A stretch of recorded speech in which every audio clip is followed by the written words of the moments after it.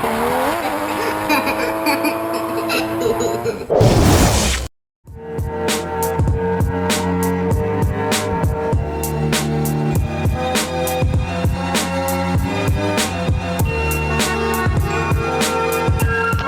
are going to be down here coming to you from the South Japan, Pinku style garage as normal. For all the guys that's new to the channel, be sure to like, subscribe, and share.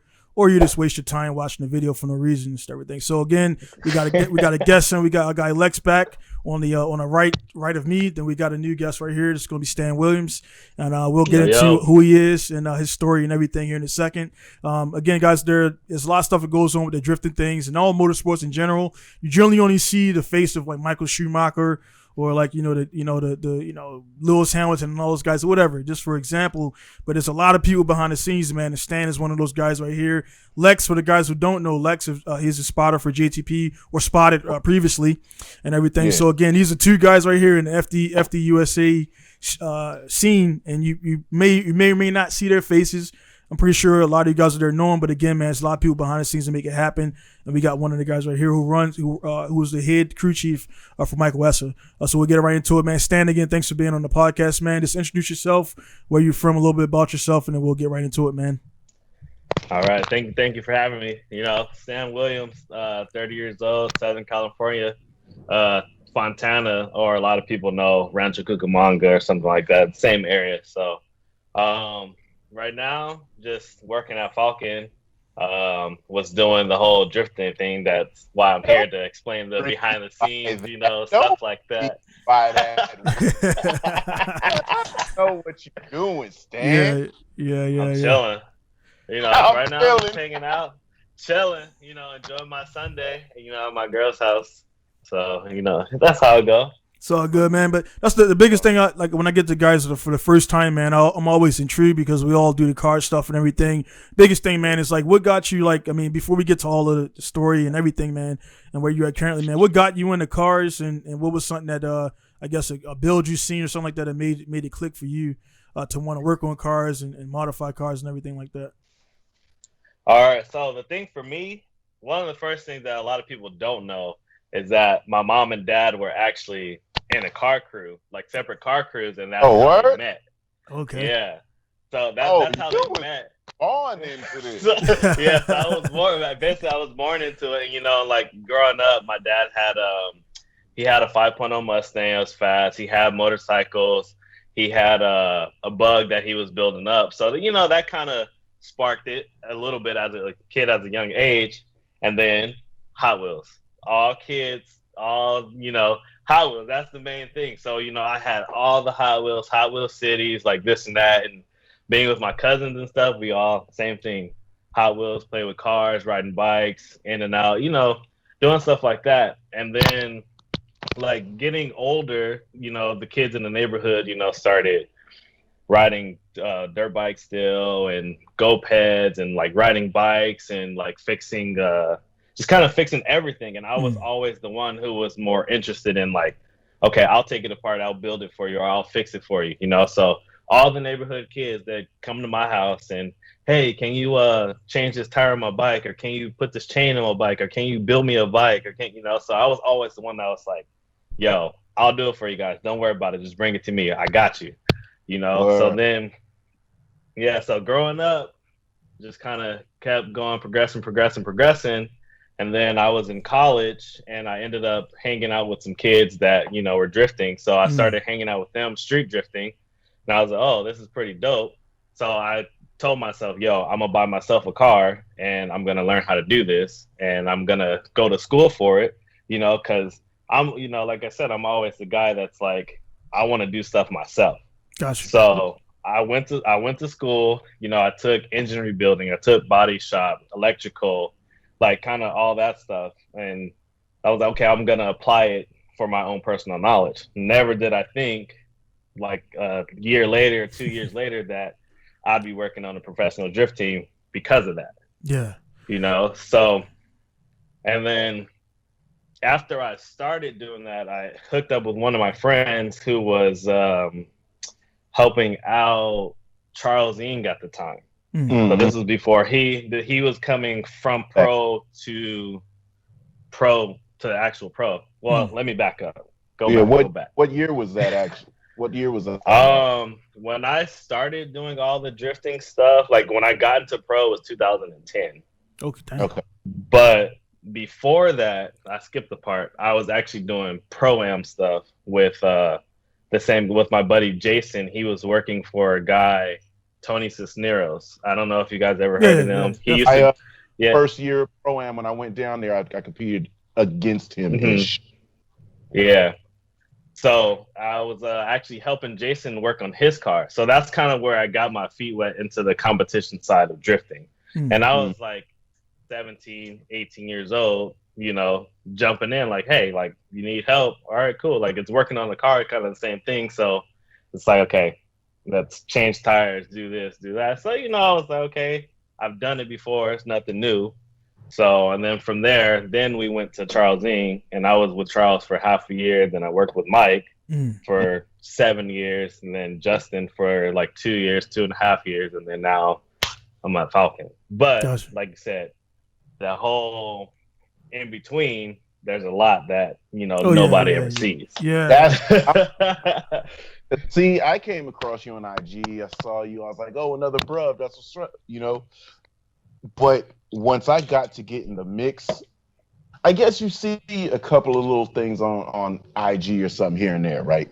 But you cannot understand the shit that, let's say, a pit crew for Formula D goes through unless you see the shit firsthand. I'm talking about short fixed shit has to get done. All kind of unforeseens. And that's a crew. There was a point in time where it was just you. Yeah. How did that work? Because don't you have to have a certain amount of crew members for Formula D? I don't think they make any rules of having certain people. I like most of the time you can just show up and just drive, and you're going to be the one working on your car. I mean, maybe it's minimum of one, but like all that, like all the rules and stuff like that, I was never like, okay, I want to learn about that. It was just, no, you're here to work. So I cared more about the car and setting up the car and doing all that stuff, like there's times it was rough, from, working, late nights at the shop leading up to the event. And then back then too, when I was working with Mike, sometimes, like you said, it was only me. So I would, work late nights. Then I'd have to drive to the events. Yeah. Having to transport the car, and sleep on the road, and and I was 19 years old. Yeah. Like going on to it, like a young kid doing this, and having somebody that would trust me with his livelihood, because if I wrecked, that was my life. That was his, that was the way he made his money.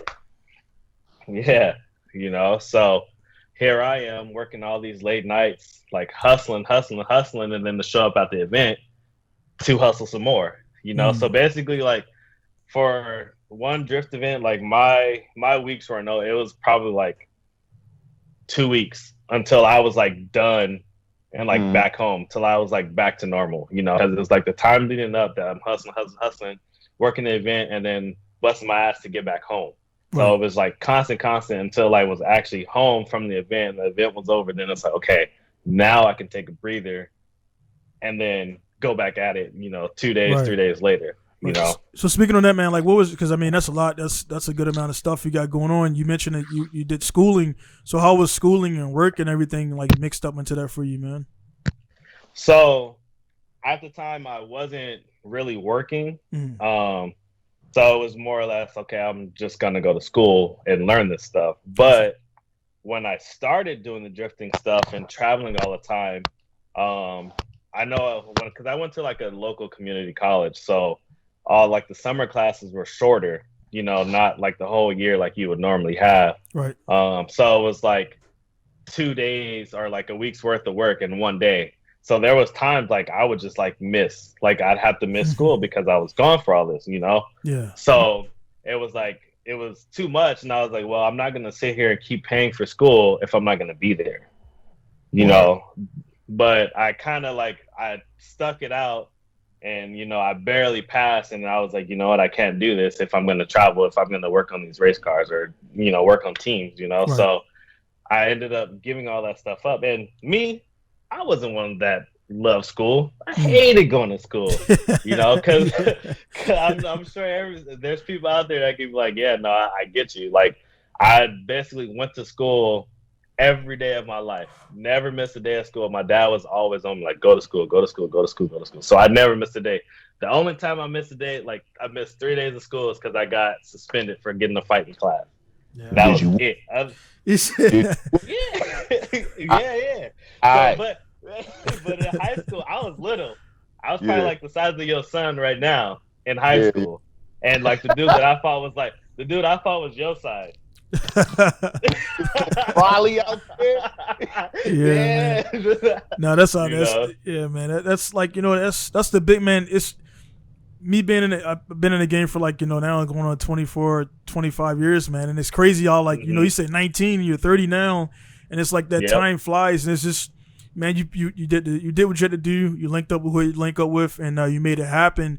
And flash forward, man, I think a lot of cats now, man, like I don't say like, you know, young guys are all like that, because when I was younger, I had my focus. So I don't think all 23, 24-year-olds or 19-year-olds are like, you know what I mean, give me this, give me that. But a lot of people, man, they want everything right now, and they don't want to do the building block stages, man, which you did. Yeah. You know what I mean? You started with the helping your friends out, which I did the same thing. I did a bunch of swaps, a lot of wiring and everything for free. I just wanted to learn the knowledge, and then they had the money. I had the skills, and that's how I'm running a shop right now in Japan. Yeah. So like a lot of cats, they just want to get right to the podium without doing any of that damn work, man. And that's where, you know, that's why when Lex brought you up, man, I was like, dude, I got to get him on so people can hear this, man. Like it's, you know what I mean? There's probably some cats that, you know what I mean, they won't say it to your face, man, but they'll be like, man, how did he do this and how did he do that? I'm like, bro, he was grinding while you was at the club. That's why he's where he's at. So I mean, speaking on that, man, go Lex. And that's what I said. I said that when I first brought you up, because I remember us doing good or something, qualifying high, and something went wrong with Mike's car, and we're off going to dinner, and you're in the middle of the night with a fucking light working. Yeah. And I was thinking to myself, I was like, damn, I wish I knew enough to help. And then, you know how it is. Like I'm there for this person, this team. I can't just, you know what I'm saying? I'm finna go over here real quick. You know, everybody was all friends, but you know, it's just like, I've seen the grind, dude. I've seen the shit where I was like, my nigga, is he? You know what I'm saying? Like, God damn. Yeah. And that's why I was like, you know how we clowned around through all the events. That's why I was always trying to, no matter what was going on, try to lighten up your day. Like, yep. Like I was always playing. Yeah. Because I didn't know, you know what I'm saying? I was always on a high vibe because man was working. Because, you know, you've seen both high and low of it. So you championship caliber, got the championship, and you've been on like, yo, why are we fucking here? You know what I'm saying? Yeah. Work crazy and nothing's happening. Why are we here? You know? And let's talk about that. Yeah, definitely. All of the work you're putting in, and then that shit clicks. Irwindale, you guys got enough points. It's looking good. Did he crash and you guys are waiting for the score? What happened on that one? So at Irwindale, we blew the motor. Okay. So we ended up dropping a valve and the car wouldn't start. Like, and if it did, it like barely ran. So we couldn't do our last few battles. That's kind of why we sat out. And then we were going against Luke Pakula, and his transmission broke. Controversy. Yeah. So everybody was on it, right?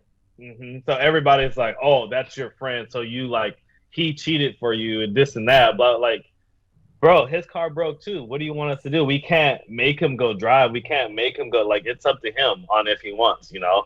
And I just look, and I was always, you know, since I'm the crew guy, I don't really talk to the drivers, but I'm thinking to myself, okay, if this was a Drift Alliance dude and like fucking Von Gittin and Ryan Turek or Chris, if they were all going against each other for the championship, you know, knowing two of them didn't have the points, but they had to go against their buddy, they're gonna fucking they're gonna lose so their guy can win. You know, I thought about it was the same way, but whatever, their buddies, like, shit happens. Like, at this point, we couldn't do anything about it. Like, our car was broken and his car was broken, so you kind of couldn't do anything. And then I also looked at it too, like, for Chris to win, all he had to do was beat Daigo. Did he beat Daigo? Fuck no, he lost.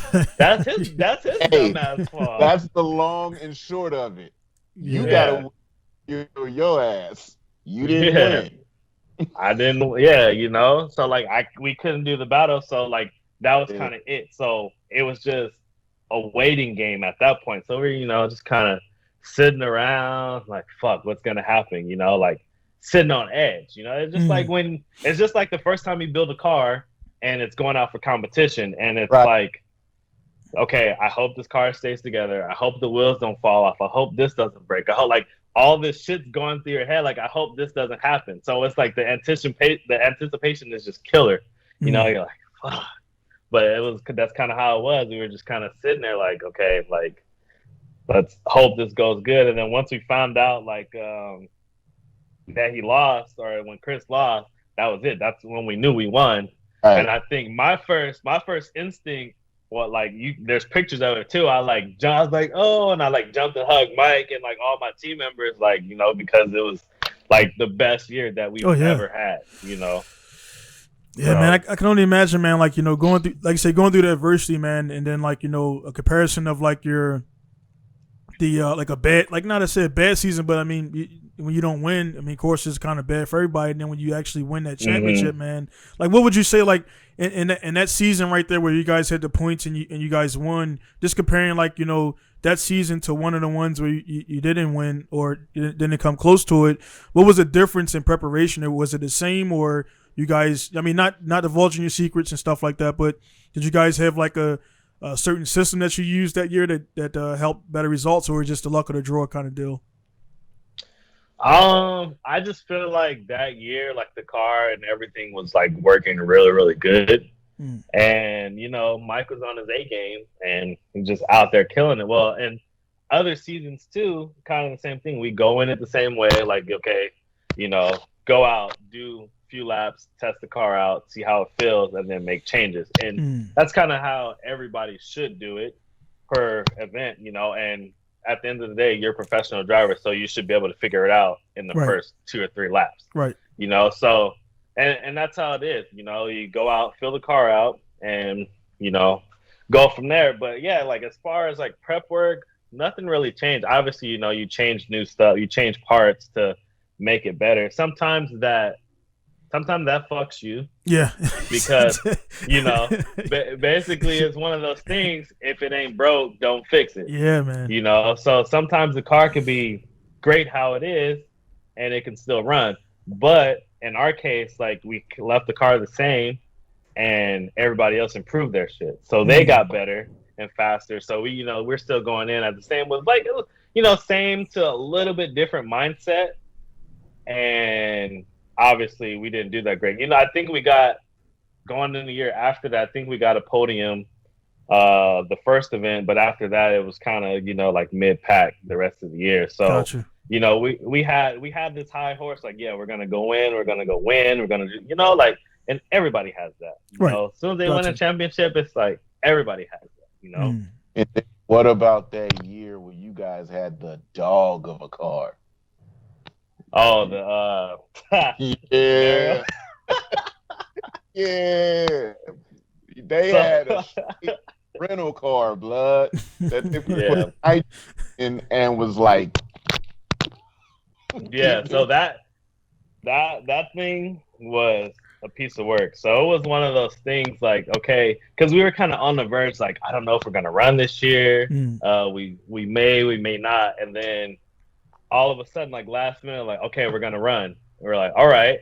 So then we had, I don't know, 30 days to build a fucking complete drift car out of that thing. You know, 30 days, maybe 2 months. And, you know, and that's not accounting for parts and everything, man. Like that, that was just like getting the car as a complete running car, like full interior, everything, and stripping it down, cutting shit out, and like crazy, you know. So it's like got the car and we're like stripping everything, stripping doors off and interior, like 30 days thrashing to get this thing done. And then like the first half of the year, you know, they were like, okay, we'll give you a new motor. Had stock. Basically, the motor was stock. It probably only made like 400 horsepower. Shit. And we threw nitrous on it and maybe made like 600 horse with the nitrous. Hey, yo, struggling to spin tires, dog. Struggling. And that car ran 19. Oh. Yeah. It was like everything fucked up was there. That was the whole situation. A big tire, a big wheel, a heavy car, no power, and run against animals. Because everybody was starting to get animalistic at that point. Like it was starting to get like really fast. Yeah, that was 2015. Yep. Everybody started. That's when everybody started having, you know, 1,000 horsepower and, you know, wise fabs and, you know, this and that. Like that's when everybody, like all the good shit was out. I mean, thanks Daigo. Like so, it's like for real. Because it's like right when he came that I mean, I've been around Daigo a bunch, being here in Japan, tripped with him and all that stuff like that. And I don't know him personally, but we know each other. And one thing about him, man, is in his Japanese and the level of seat time, because we got tracks available. The dude's he's at a level he's at because the dude's always at random like events, like he in a beater JZX 90 or 100 just throwing it in, and then 2 days later he's in FD. So you know what I mean, but he's beatable. You know what I mean, people seeing that he's beatable, he's not invincible. Kind of the same thing, like Naoki Nakamura has, where people they know what he's gonna do and they beat themselves if they line up, man. So he kind of did his thing.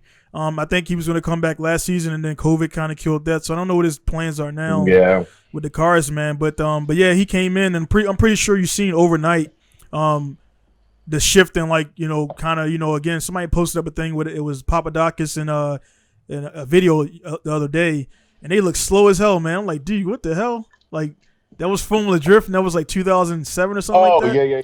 Old school.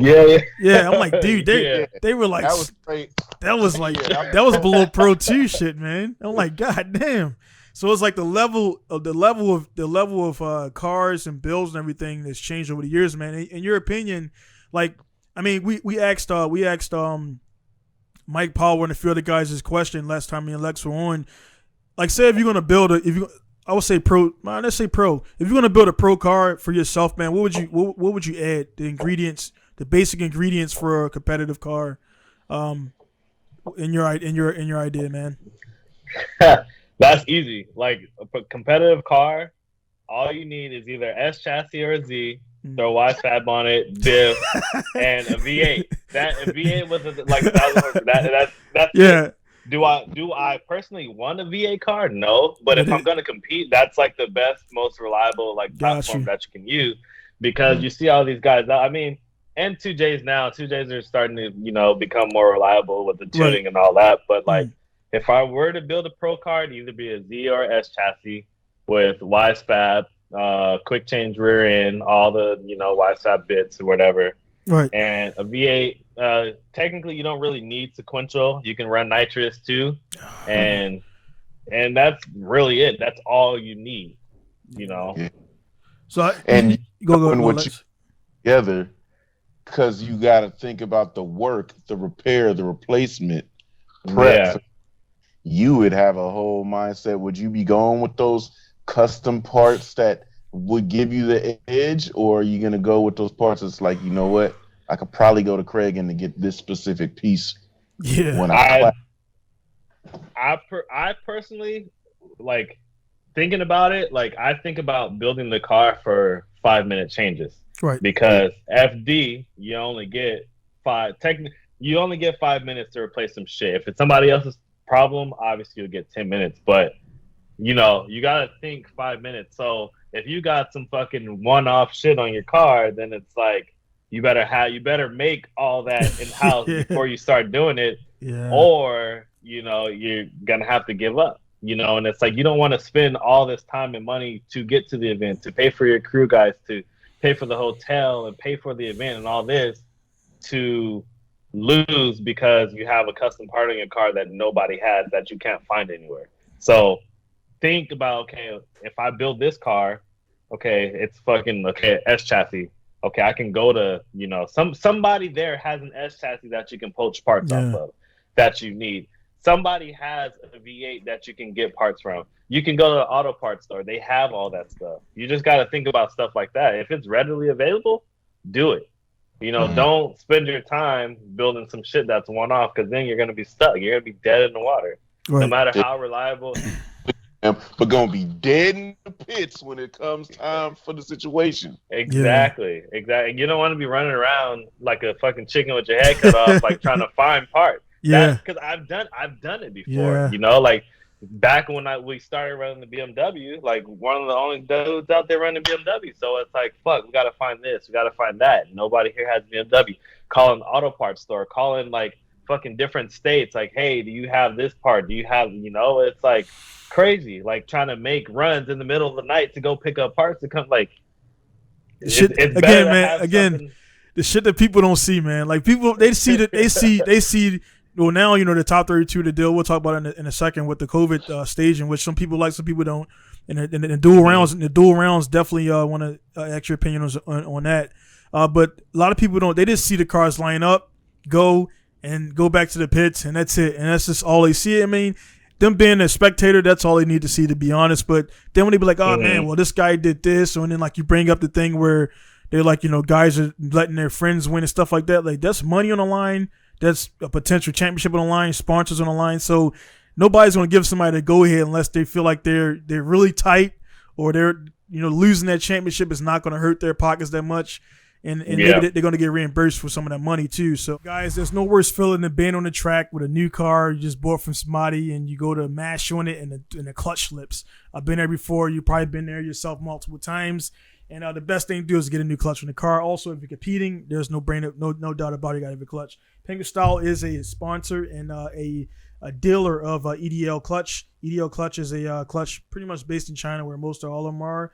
But this one right here is a really good company. I've dealt with them a good amount. I've had good success with the clutches on the track, and I'll be putting videos out for that stuff out there. So guys, go ahead and check out the website, PinkuStyleStore.com. Check out what I have available. RBs, JZSRs, KAB series engines, BMW, LS swaps, all that stuff like that. So it's a good clutch. I'm going to be running some deals on it pretty soon, so stay tuned for that. And check them out, EDL Clutches on PinkuStyleStore.com. You just got to think about the 5-minute rule. If you're going to compete, think about being able to change everything quick. You know, so don't build some shit that's fucking crazy. Yeah.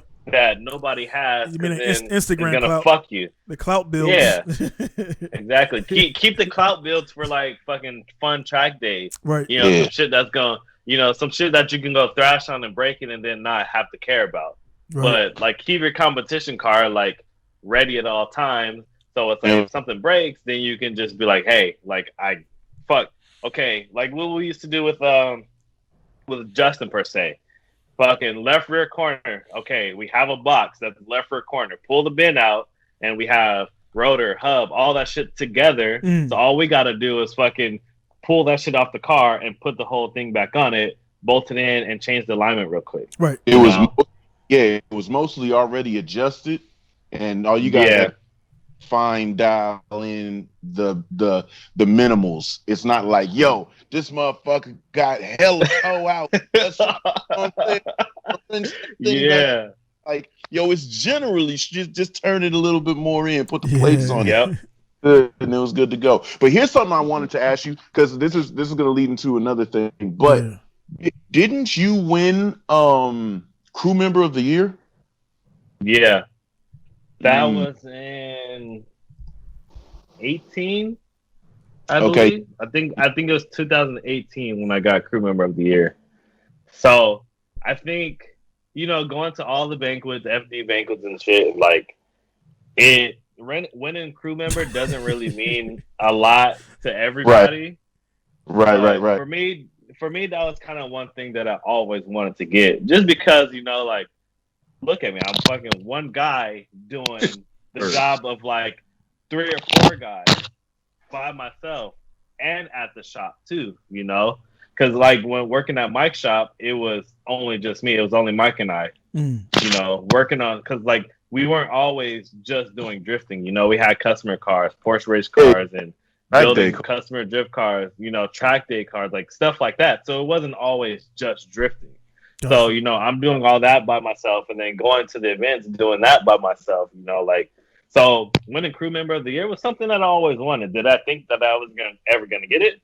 No. But when I got it, like, it like really meant a lot to me, just because I just felt like I deserved it, just because of all the work and all the shit that I've done, and all the stuff that I put in, so I was just like, that's something that I really want. It doesn't mean a lot to like somebody that we can be talking to somebody on the street and be like, hey, I want crew member of the year, and they're like, what the fuck is that?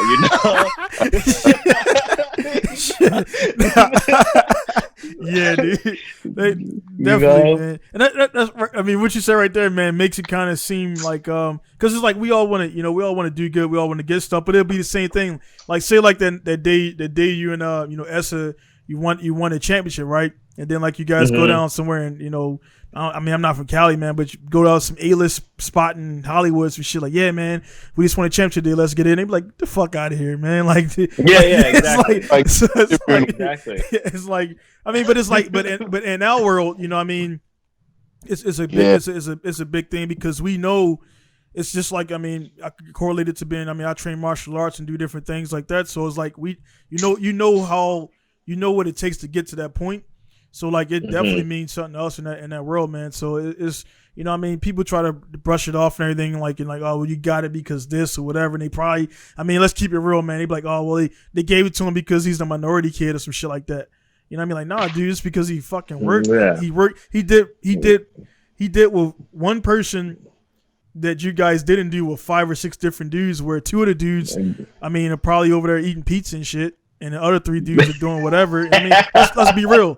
Let's be real, man. That's fact. That's how it is, man. You know what I mean? So it's like, man, definitely, you know what I mean? But belated congratulations on that, from me to you. Thank you. But nah, man, people, that's one thing, man. And I used to personally take it to heart when people would try to knock you down or whatever. It was like, nah, dude, results speak, you know what I'm saying? And I do what I got to do. And where you're at right now, I mean, present day, is a result of like people are seeing you grind. So, you know what I mean? That's all I can say out there to the guys listening and watching, man.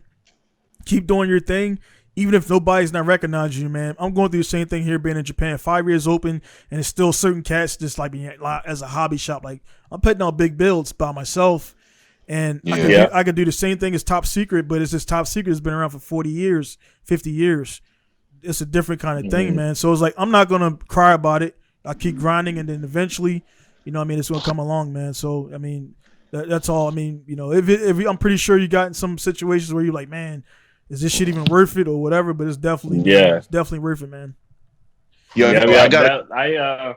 Electric black as shit over there, man. I know. I'm about to change it. Going though, I got a question I want to ask you. Went from Essa's to Justin's. Was it just business? Did you have any personal situations to have to deal with? And what was it like being on Justin's versus S's program? Good question. So as far as like the transfer, it wasn't anything crazy, just because like at the time, Justin's shop was closer to my house, 30 minutes from my house or so. And then S's shop was technically 45 minutes on a day without traffic, but it's Southern California, so you got to base everything off traffic. So, one way I'd spend at least an hour and a half to 2 hours in traffic going to Mike's shop, and same thing with coming home, so it wasn't anything that was like, you can't do it because of this. No, it was just like, okay, I understand. You know, it's closer to your house, so like, go do what you got to do. Gotcha. You know, and you know, Justin was like kind of pulling me from Mike's shop at that time too. Like, hey, I need help over here, and Mike, you know, Mike was cool with it, and especially because we kind of got slow at Mike's shop too, so it was like kind of worked out. So then eventually, like, it led to me working for Justin full time. It definitely was different, you know, because I feel, you know, Mike is more like chill, laid back, whereas Justin is like, yo, like, hurry up and get this done. Like, let's do this. Hurry up. You know, like, he's like, come on, you know, on top of it, you know. So that was one thing that, like, it took me some time to get used to because, you know, I wasn't used to always, you know, being rushed to do everything in a sense, you know. But other than that, like, the experience was good overall. I mean, don't really have anything bad to say. Yeah, you know, but you know, they're both good dudes. They're both, you know, this is how they both make their living, you know. And it was kind of like with Justin's shop though, it was like strictly just drifting, and you know, his hobby obviously rock crawling. Whereas Mike's shop, it was drifting, road racing, and not necessarily autocross, but I'm gonna say autocross anyway. Gosh. Like building more on-road type of cars, you know, for kind of everything. You know, whereas Justin, it was just one thing, one discipline all the time, you know. So it was definitely different too from going from like working on customer cars to not having to do that and to just work on like, man, talking about I want to say it's not stressful, but like just a sigh of relief, not that to deal with these people like their regular. You know, when you get into customers, man, it's a different kind of thing, and you got customer stuff and responsibilities, and you got your deadlines and everything, and that's the reason why we talked offline. That's why I've been gone for like the last 5 years in my realm, because it's like it's trying to do like both of those, and like the one that's paying you the money is the customers. You know what I'm saying? Yep. Then the drifting one, you're using that money to facilitate that. And hopefully, you're gonna win. So like, yeah, man, I could, you know, I ask you, man, was it better not working with customers, or you didn't mind the customer cars? I actually didn't mind the customer cars because it was always something different. Got you. You know, and a lot of the builds at Mike's were more long term versus like just do this today and then send it out, or do this over the week and then send it out. You know, right. So I actually liked doing the customer thing because it was more, you know, I got to do everything versus, you know, kind of the same thing every day. You know, if that makes sense. Yeah, that definitely makes sense. That's I mean, I could definitely see that, man, because that's the type of that's like case in point, I don't do oil changes at my shop. Like, I don't do guys like, hey man, I'm gonna get an oil change. Like, all right, man, I look at my books, I can get you in like October, and a day is like no shit. And it's like I got an engine build, I got a rotary build, I got this going, I got my own stuff, and like everything is blocked out. So I don't do like I don't do spark plugs. I'm like, dude, go on YouTube and figure that shit out. You know what I'm saying? Yeah. So it's like that's definitely, I could definitely agree with that. I didn't know like if you guys are doing like, you know, quick, you know, like brakes and rotors, or I can see that getting tiring. Yeah. I mean, we did stuff like that no doubt. Over at Mike's, but that was more or less for like those customers that like, okay, like they do a lot for us, so obviously we're gonna help them out. Like say like, you know, we've done stuff for Sparco and like the dudes at like Sparta Brakes, you know, like just a bunch of his little like sponsors that he had. You know, I'd be like, okay, bring it by, like we'll do it for you, you know. It was like there's times we turn people away because like we don't do that stuff, but there's times like obviously it's only like, you know, family and like very close friends or sponsors that we do stuff for. Hey man, what you mentioned right there is simply having the option to choose, man. Because some people out there, when they're at certain shops, they do whatever they can get because I mean they can't honestly afford to turn stuff away, and they're different. Exactly. They're different type of shops, man. Performance, we're more narrow, doing like, you know, performance. So you should know, like for example, if I'm doing a clutch, I'm doing everything. I don't do just a disc only. You know what I mean? Because like you know how it is. You get that thing down, and fucking flywheels all cracked up and warped. And now you're waiting 2 weeks. I'm like, nah, son, let's just go to get all that rear seal, your new fucking pivot ball, everything all at once. That way you ain't calling me at 2 a.m. because your shit's done popped out or you got vibration or whatever. You know what I mean? So exactly. Though, because you were working at those shops and doing that stuff, but you also was at the crib partying, jamming away on your own escorts. Yeah. Where's the motivation come from? Because everybody that I know that works on shit at shops or has day in, day out grind on mechanical work, they don't necessarily have the motivation to go home and deal with. I mean, I watched you do shit as far as I've seen you do wraps, engines, well, the whole fucking car. Right. Right? So get the energy, aside from being a young ass little motherfucker, to go work and wrench and bust knuckles all day and then go home and work and wrench and party. I didn't have the motivation. Like you just said, everybody, like I never had the motivation. Like, and I would always get like family ask me, "Hey, can you work on my car?" Like that was like I really didn't have the motivation for that, you know. I mean, not knocking my family, but it's like, okay, you work on cars, so you know they're kind of expecting handouts. Right. You know, it's like, bro, I do this shit all day, every day, and then compensate me for what I do. Yeah. You know, so like I definitely didn't have motivation for that, but for my own stuff, I didn't have the motivation. So what I started doing was just like shutting everybody out and say, okay, Saturday the fucking 15th is coming up. I'm going to dedicate my whole day to work on my car, to work on shit that I needed to do. Right. And once I started working on my car that day, and I knew I was like making good progress, and I was like, okay, so every night after work or whatever, like I'll just come in here for, you know, an hour or two, maybe even 5, you know, bust some shit out and then, you know, go to sleep and get back, you know. So it wasn't every day that I was working on my car, but, you know, normally like every other day or at least once a week or once a weekend or something like that, you know. So I just kind of kept myself relevant that way. But then like after I stopped working on cars, then it was okay, like I want to get this shit done because I want to drive. Like right now, like I'm in the middle, I got to rebuild my motor again, so I'm waiting on parts. So now it's like I could do everything that I need to do minus like bearings, and then like once I get the bearings, put them together and throw my motor back together. But it's like kind of rather just have everything there, so to motivate me to keep working every day versus like, you know, I'm gonna work on the motor for, you know, 3 hours tonight, and then I won't touch it for another like week or whatever because I don't have these parts. So once I get everything, then it's like, okay, I'm gonna do everything at once. You know, right? That's no, go ahead.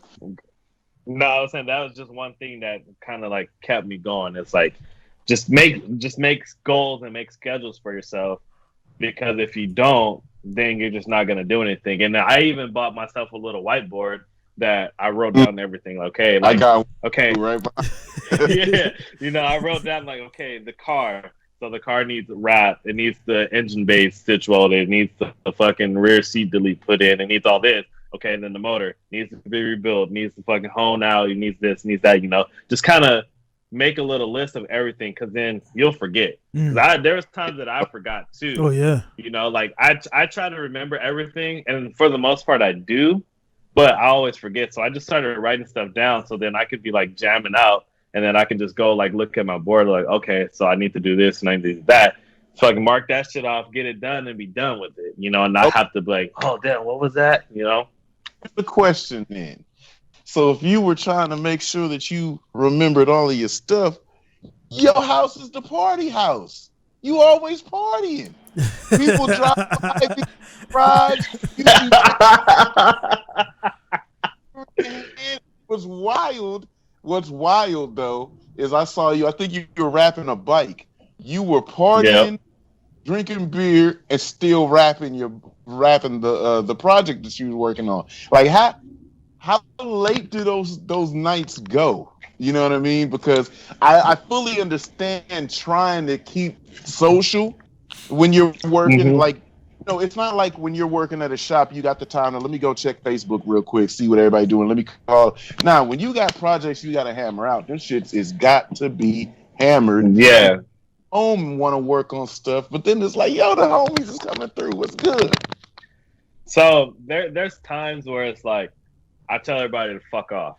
Like, as blunt as it sounds, I just tell everybody like, fuck off. Like, don't fucking hit me up, don't call me, don't text me, because I'm not gonna fuck with you. Like, I got shit that I want to do, and I'm gonna do it. And there's time like I started slowing down on having everybody come because I get distracted, and it takes this, like you said, late nights, bro. Like, I think when I was doing that bike, the first night, I think I was up till 3 o'clock that morning, like finished rapping, and then I woke up at 7 the next morning to finish it. Yeah. So it's like when the homies are coming over, it's distracting. But also, like, I don't care when people come over. It just also depends on what I have to do. So if I don't have a lot to do, then come kick it, and I'll kick it with you. I'll tinker here and there, and obviously when they leave, then I'll fucking go do a lot. Or if not, I'll just throw it off until the next day or something, So it's definitely hard to keep, partying and have everybody like over, but it's manageable. So it's just one of those things. Like, if you really want to do it, just tell everybody to go home, stay home, right, and then get shit done. You did a piece of the puzzle that I wasn't aware of.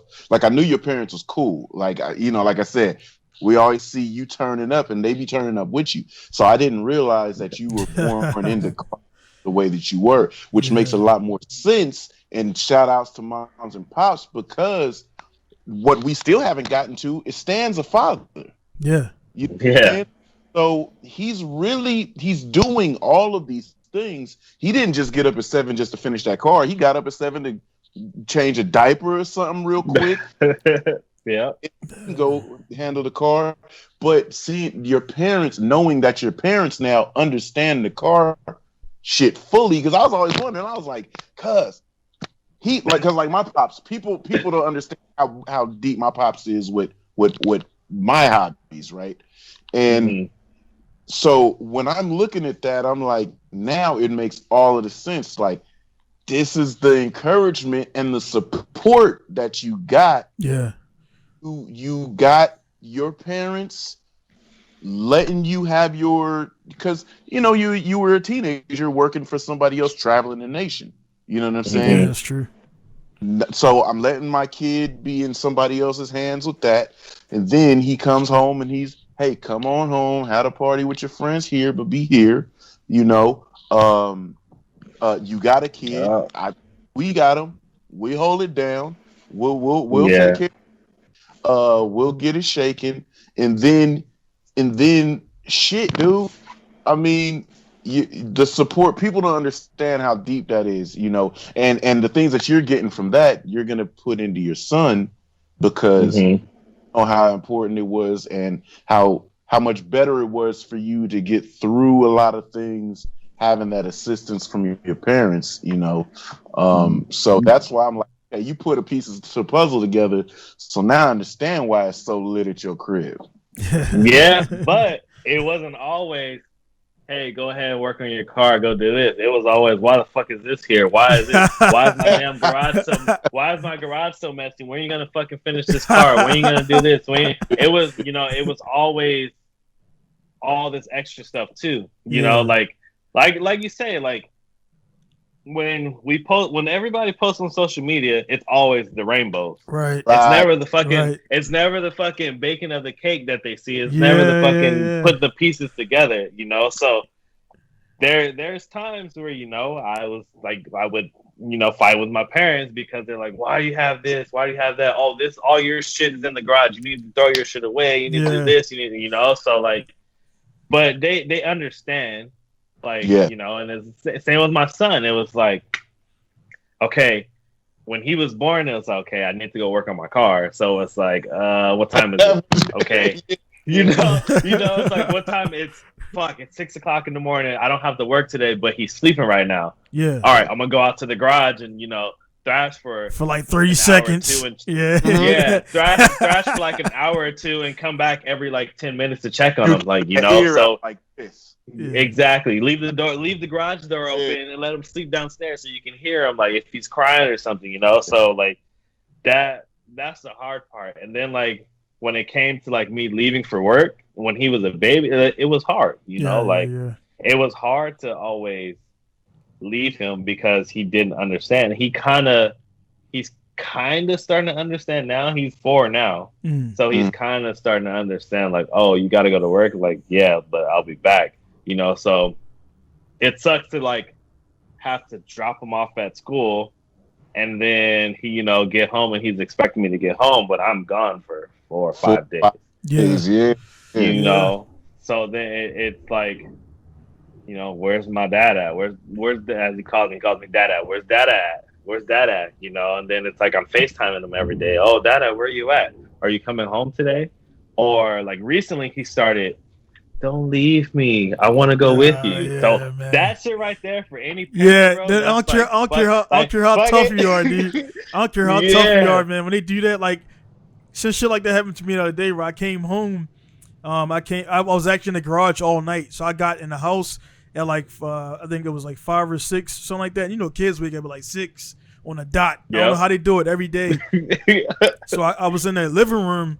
No, actually, what happened? I couldn't sleep. I got up. I went to the shop at like 3 a.m.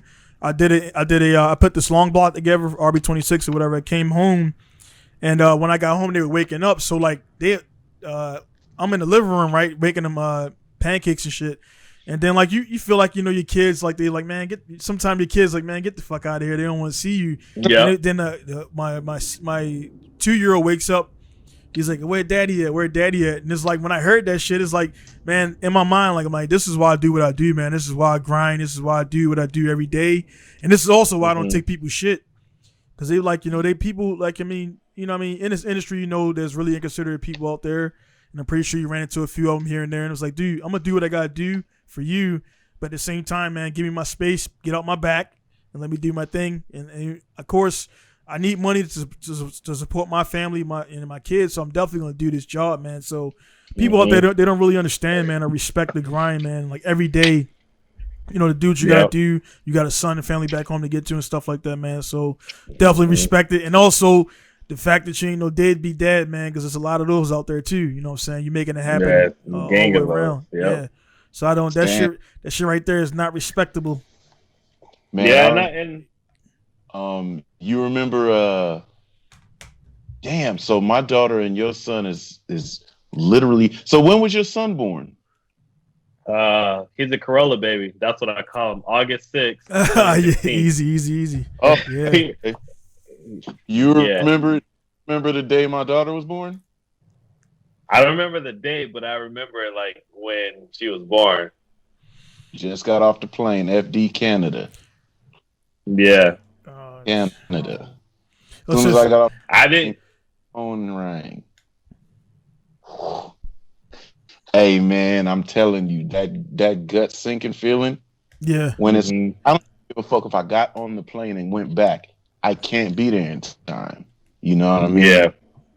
So that was a tough one, boy. Yeah. And that's why so doing all that. Go ahead, baby, because I missed your first. You got it.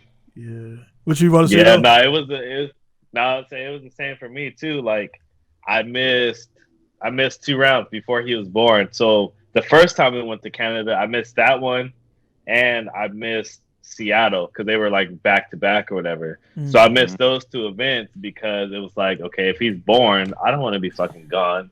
Right. You know, working and then I can't get home in time or having to, you know, have a flight on standby, you know. So it's like I'd rather just stay home just in case, you know, like we'll find somebody else to cover my spot. You know, as hard as it was to find somebody that's fucking solid, that's gonna do what you can do more.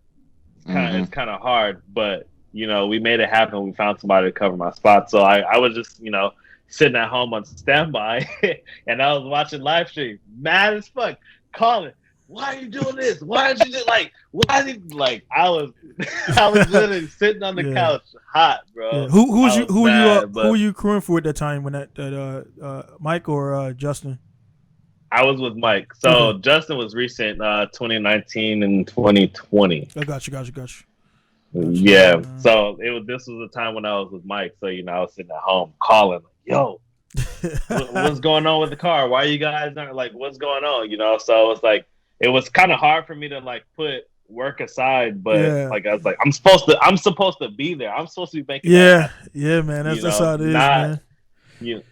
Not leaving him to rely on somebody else. Yeah. Because I'm the one that he talks to every day. I'm the one that he sees at the shop that works on the car, that does this, that does that, besides him. So it's kind of hard, like letting somebody else take over, especially if they don't know anything about the car. Yeah, man. Go. Right to his right hand man. You standing there, it's like, hey, yo, nobody got my boy back like me.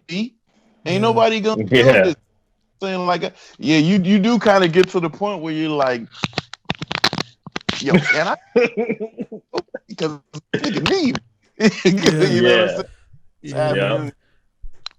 It always get like that when that's just like I mean, we all know, like, my thing, man. I work alone. I know I'm supposed to talk to a guy right now that's reliable and everything. Can no doubt jump in my shop and work. But it's like everybody gets in their zone. They got their systems and everything. Like you said, when you went from Mike's shop to Justin's shop, Justin got his thing. I would kind of say I'm kind of like Justin, man. Like more like, because I got an assistant downstairs right now. And it's like I make sure I direct them, like, hey, man, before you start the rotary up, go ahead and put some ATF in there, do this, blah, blah, blah. You won't get the smoke show because he didn't know about that. We got a flooded engine down there. Yeah. And it's like he has a rotary, but he's never unflooded the engine like that. So I'm like, and I gave him the stuff, and I mean, I don't hear it running yet, so maybe he didn't do it properly. So I'm gonna go down there and see what's up. But it's like, man, everybody gets like that, and it's just because we know our system. You know what you gotta do. And things like that, man. And I got a question, kind of segueing into that, man. Even though you're dealing with Pro 1, since pretty much Pro 1 is your thing, or Pro Series, man. What's your feeling on the Pro Spec rule changes that just went down with the ECU stuff, the tire rules, and all that, man? And like, what's your opinion on that, man? I mean, even though I know, like, again, you up in the Pro Series. Well, to be honest with you, I haven't done any pro drifting in a while. So since I've been at Falken, they took me off of the drifting stuff. I got you. See, a lot of people don't know that either. So now I do off-roading stuff. So like, as far as the drifting stuff, like, I'm not really deep into it. Then, huh? Yeah. So like, as far as like drifting stuff, like, I haven't really been paying attention to it just because like, I'm not driving right now, and I don't really have to deal with that stuff anymore. The closest I get to drilling with drifting is obviously like pulling tires for our drifters, or helping the other guys on my team load up tires. And whereas last year, it was the same thing. I was just doing tire support, so they come bring us tires, and I was busting out tires for them. But that's it. That's like the most that I got to drifting. But now I just don't really pay attention to it much. And there was a point in time, so actually the beginning of 2019, like before I went to Justin's shop, I actually wanted to quit drifting. Like, just because it was not like me personally, but as far as like working on a pro team. Got you. Just because the stress and everything involved in it was just like, it's too much. It's to have to deal with everybody, to deal with like, okay, the car's fucking broke. Now I got to figure out how to fix it. Like swapping, staying up, after being up all day and then going to the shop to swap the motor overnight and not going to bed till fucking 6 a.m. to sleep for 2 hours or whatever to go, and it's just like that, especially at local events. It's like that takes away from your family. So I start thinking about that now, it's like my family, my son, so it's like, if it don't make money, it don't make sense. I'm not gonna say it, I'm not gonna. I was just about to say that, man. Like, the conversation, the time and everything, like I say, people, again, they see some guys out there are so like fascinated with they want to be on Instagram and like, a picture with you like this and the cars behind you, and that's like, that makes their life. I'm like, dude, but it's like is that keeping your family fed, bills paid, lights on, things like that, and your personal stuff, man. And it's like a lot of people don't know how to switch between what's making the money and what's cool. And some people they're confused on that shit. I'm like, dude, again, my thing, again, I kind of make it a relating thing, man. It's like I didn't compete because I was like, I know I can drift, I'm pro level, but at the same time, it's like I know my cars ain't ready. So like you spending all this money, gas, tolls, fuel, entry fees to go down there and come in 22nd place is like, dude, me personally, I just rather not do that and give myself the best chance to fucking podium. So that's what you know. And a lot of people don't get that, man. You know, they just rather show up. And when me and Lex talked about it, there's a few guys in FD that they're just cool with showing up, to be honest, you know, and walking the pits and everything, man. Yeah. And like a big question that I always got asked was like, how did you get started, or like how do you do, you know, like how do you do it? And I always tell them, like, if you're gonna do it, put your mind to it and do it. Don't just try to do it so you can say, hey, I was on the race team or I work for so and so, because that shit's gonna fucking get kicked out of your head in the first like week. Yep. You know, so like you have to have that mindset, like, okay, like I want to work on this team, but I want to be dedicated about it. Right. Because they're like, I always get it. I'm like, yo, if you're gonna do it, just do it. Like, put your mind to it and do it. Don't, oh yeah, I want to do it so I can post on Instagram or so I can make YouTube videos. Hey, today I'm at this shop. And I'm just like, no, like, cause, you know, it's. Hey, real quick on that, man. Like, that's one thing, like, you know, I mean, if you got any stories like this, man, I'm pretty sure you do, man. Like, I mean, you do cool stuff. You've been on these cars and everything, but a lot of people don't realize, man, you be doing some of the, I mean, not being disrespectful, but like some fuckboy stuff. Like, hey, man, go change all the valve stems on the car. Or go do this. Like, little tedious tasks that you, like you got kind of like the military. I'm probably military, so the military, like, you're going to work on F-22s and all this shit. They don't tell you, like, on your spare time, you're going to be fucking cutting grass, painting walls, and doing shit that ain't even related to what you signed up for, man. So you got any stories like that, man, or any? I can tell you, too. So, like, when I was working with Mike, you know, it wasn't just working on cars all the time. I was a babysitter, too. Oh, shit. So there was, like, times, you know, like, Mike would go out of town. He'd go on vacation with his family. He'd be like, hey, can you, like, watch my house? Can you dog sit for me, you know? Right. So I'd be, you know, dog sitting. Or it'd be like, okay, like, I'm going to come to the shop, but actually, like, my wife can't be here today. So, like, can you watch the baby? Yeah, like, you know, watching the baby while he's working or something, like, you know, it's just like, it wasn't always just cars, you know? Like, there's times he has a boat, you know, we'd go selling. You know, we'd be, oh, I don't want to work today. Let's go sell. Selling. You know, like going camping, like going shoot, like doing all kind of stuff. So it wasn't just, you know, do this and this. But there was times, you know, it's like, okay, like do this little shit. And I was like, bro, really? You know, you know, and everybody has those moments where it's like, okay, I'm gonna give you this super tedious ass task to do, and like, I'm gonna go do something else, but you gotta do it. You know, like, everybody's gonna have those moments. It's part of the game, and that's where, I mean, the reason I asked that, man, because I had, you know, luckily my assistant, I'm on my second assistant. I had my first guy for 4 years, and this guy's here for 4 years. And the thing about it, he asked once, and then he didn't ask again. And I was like, I kind of held it in the back of my mind, and I was like, if I need an assistant, I'll hit you up and everything. And we talked and everything, and I was like, hey, you're going to be doing this, and this. There's going to be some cool stuff, blah, blah, blah. But at the same time, I need you to, you know, go ahead and, you know, put the tarps down and make sure the tarps are stuck to the ground. And he was cool with it. And that's the thing about it, man, it's like sometimes you get people out there who they want to be down. Like I talked about the dude offline when Lex went away. That guy wanted to be down, and I had the infrastructure to do it. But when it started getting like, hey, man, you got to do this, this, and this, and this, and not bitching him. He wasn't about it. No, he wasn't, man. And it's like, he's seen, like, when Instagram, like you said, Instagram, I don't post the shit where I gotta argue with a customer or this shit broke or I bust the fucking window dropping the hood by myself, like it happened, and I gotta pay $300 to get that windshield changed. I don't post that shit because why? But like when he came to my shop, and I'm like, this is the real shit. This ain't the filter shit. This is this. This is that. This is this. You ain't see this because I don't post this on Instagram. So I got this lot that got to be taken care of. All these cars got to be started on Monday. All this stuff got to be done. And he was like, and I could see the soul leaving his body. Like, oh man, this ain't cool. And I was like, yeah, it ain't for you, man. This ain't for everybody. Yeah, man. like what the fuck did I just sign up for? Yeah, kind of like when you join the military. Like, what the fuck, man? Like, it's like, you know what I mean. But yeah, man, that's why. But that's the thing. Yeah.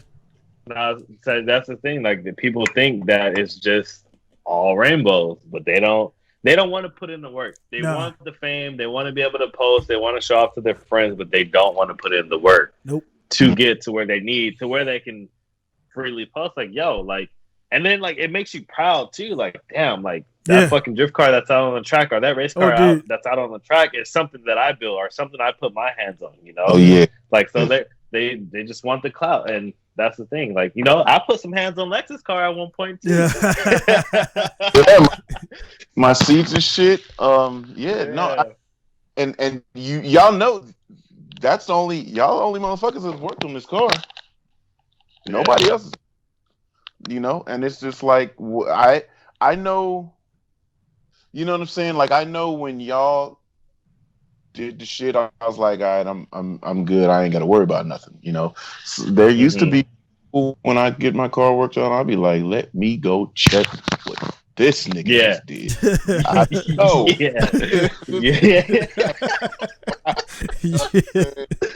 It's just like, man, and that's the thing about it, man. You get the direct, you get the direct accolade when that fucking car is running like a no. Let's say when somebody hits it and destroys. Oh yeah, I was gonna ask you that too. Then you in there putting that shit back together, and it's like, fuck, does it look straight? It's kind of tweaked. Okay, the wheels are straight here. We going out. I put the tail light in because you need to have the light. Okay, that's good. Oh, before it goes out, drain the overflow and or the oil catch can and fuel in it. Get. Oh man, we're running out of time. All right, we're good. Down, put it down. Oh, go. Like, yeah, we did that shit, right? Yeah. Like, what just happened, bro? Like, what just happened? Yeah, because it's not only those initial things that just got destroyed, it's the same things that you're going to do if he comes in for a quick pit to go in before the next battle. So you got that 5 things to do on top of this 5-6 things that are destroyed. And you're like, we got 5 fucking minutes to do 5 times 5 to get this shit going and keep us alive. And that's where I used to be sitting up in the spotter tower like, yo, these niggas are some gladiators when they got it. I'm watching. I see the car, I hear the fire up. Ooh, yeah, nigga, yeah, that's my nigga. Yep. And you gotta think too, like those 5 minutes and all that shit. Like, I had to do that shit by myself. Yeah. You know, and there was times where like, we'd have people from other teams come help. But then there was only times like it was just me. Mike would be in his fucking suit out there with his helmet still on and shit, fucking helping me wrench and shit. And it's like, all right, I'm down to the last shit. And I'm like yelling at him, get the fuck back in the car, get in the car, get the shit fired up. Like, strapped down, right? And ready to go. Yeah, like get in the car, get strapped in, get ready to go. Like, I'll finish this little shit that we gotta do. I'm about to drop it, fucking torque the wheels real quick. Like, fuel, we should have enough to at least do the one run, like whatever. Like, you know, it's down to the last minute. You know, like we work to the last second. Like we work until there's no seconds left. Yeah, man. Like we this shit is dropping on the ground. There's like 5 seconds left. In those 5 seconds, it's like this motherfucker is dropping on the ground. Wheels getting torqued, and that shit's gone. Yeah, and like, for the guys that are listening, watching, man, these not no air drag F1 type shit. It's regular ass 3-ton jet. It's like so. Thank God for the aluminum or whatever the aluminum jacks. Like my God, that was the shit. Then those shits car fall off the damn jack or whatever, and it's man. It's I remember actually you talking about the race shoot shit. When I did my first pro event, I had a small fire. The blanket was a turbo blanket. It was brand new. It didn't get heat cycled, so I put a brand new turbo blanket on that bitch and went on the track. That bitch caught on fire. Yeah, so I took it off. I got my helmet and shit. I got my pink gloves on, dirt all over them and shit. And then, honestly, I kind of gained a few pounds, so I bent over and fucking ripped the side of my suit. Blue, yeah. So I hit up the suit guy, and he's like, "Yeah, you look kind of chunky in the suit." And I was like, "All right, well, I'll never wear your shit again." And that was the last time I wore that suit. But yeah, man, it's like, because I know how Mike feels. Like, man, I don't give a fuck what I'm wearing. We gotta get this shit together. So you don't realize you got your gloves on that ain't for oil. You gotta take your damn race gloves off. And you know, only that it really matters because you don't even think about it. Yeah. And them niggas ask you to take them FD photos. Oh yeah, your shit's all dirty. Shit. Like, oil rich, dirty ass. Lucky motherfucker ass. Don't say that. And you like, damn, cuz I was crazy on these photos. Yeah. Well, that's why I know. I know you. Go ahead. No, I was saying he was talking about that on the last episode. I was listening to it, I was like, bro, I was like, but it's true. Yeah. Like, that's the only time that it really mattered, though. You know? Yeah. Other than that, nigga, you in the mix, like you getting busy. It's like, I remember the FD banquet at the end. We had a tough year in 15. And it was just like, oh, God, it's finally over. All right. Man, we sitting in that banquet, and you know that fucking production that I don't know where it goes. They make a fucking 20-minute movie of the season. Like, it's like an action film, and you're like, God damn. Yeah, you in it, though. Yeah. You in it. You're inside of it, man. And then I'm sitting there, I'm looking at everybody like, hey, yo, let's go again. I'm ready to go, like, right now. Like, let's go. Yeah. Because it's like it makes all of the highs and the lows just seem that big. And what you're thinking when you're sitting there, you're realizing, damn, me and the niggas did this. Mm-hmm. Like, went through it. It wasn't crazy. It wasn't great. But we lasted. We were at the end. And then when you get to see yourself on those types of things, like they catch you busting in the dirt. Dude, think about places like Florida that rains every 30 fucking minutes. Florida and Atlanta. Mud. Yeah, and you're in the stands in the mud, cold, wet, dirty, getting it done though. Yeah. And the camera catches that. The people that, we did, everybody, because I don't know where they show this at, but we sitting there in the banquet, we understand what that looks like. Yeah, we're sitting there like, mouth wide open and shit like, damn, that was really us, bro. That nigga's superhero, man. Yeah. Like, grabbing the transmission, boom, get that shit out of here, change the clutch because it exploded, and get that motherfucker back up in there, all laying under the car, kind of doing it from feel because you're so used to the car, but it's just like, and that's some superhero shit. And it's hot. It's hot. That's the worst part. And most of the time, we ain't wearing no gloves either to do that shit. Because like back then, I used to never like wearing gloves, so I used to always do shit bare hand, bro. Just fucking in there, hot, just boom, boom, changing gears. Rubber glove. You wear rubber gloves to do gear swaps. That shit's still hot. Yeah. Bro, whether you got rubber gloves on or not, and you don't want to ruin your fucking nice mechanic's gloves, bro. So it's like you fucking in there jacking that shit up. Oh man, I gotta send y'all some of those Japanese cotton gloves, man, because that's all we use over here. Like, because those like this shit's like you use it for one time and you toss me like they bought like $5 for like a 50 pack and everything, man. So, but man, it's like you say you mentioned, man, you're in it, you're inside of it. You don't realize what's going on, and even like I say, even with the progression from like just starting out to now, man, it's like you look back and like Facebook, that shit's cool because like if you look on your Facebook line, that shit tell you if you're a car guy because that shit like this on this day 1 year ago, this day 2 years ago, every fucking day 10 years ago I'm doing car shit every day it was car shit. So if you got one car, like, nah, dude, you ain't really a car guy. But that's a difference, man. So that's what cats be on. Instagram does that shit too. Yeah. I just posted one on the 15th. Actually, it was me. We were in Seattle. This was 2015. Yeah. And I was standing like next to the car. No, it was 2014. It was a 2014 picture. But I was standing next to the car, and it was like all fucking hazy and shit. And like the caption that I put was like, "No one will ever know the struggle." Yeah. And then like that was all I put, you know. And then it's just funny because I see that shit every day. I get something new every day, like of my car or from like shit that I did in Formula D or me like riding a bike or something, you know, like kind of everything because, you know, that's how it is. That's how when I clicked on your Instagram, the first thing I seen, of course, naturally, because I rock them too, it was your S14, and you was like, should I keep the pink wheels or bring them back? And I just added you, and I was very tight when they were like, yeah, put them back on there, man. The pink is so the and by the way, that's 14. Is that your made? Yeah.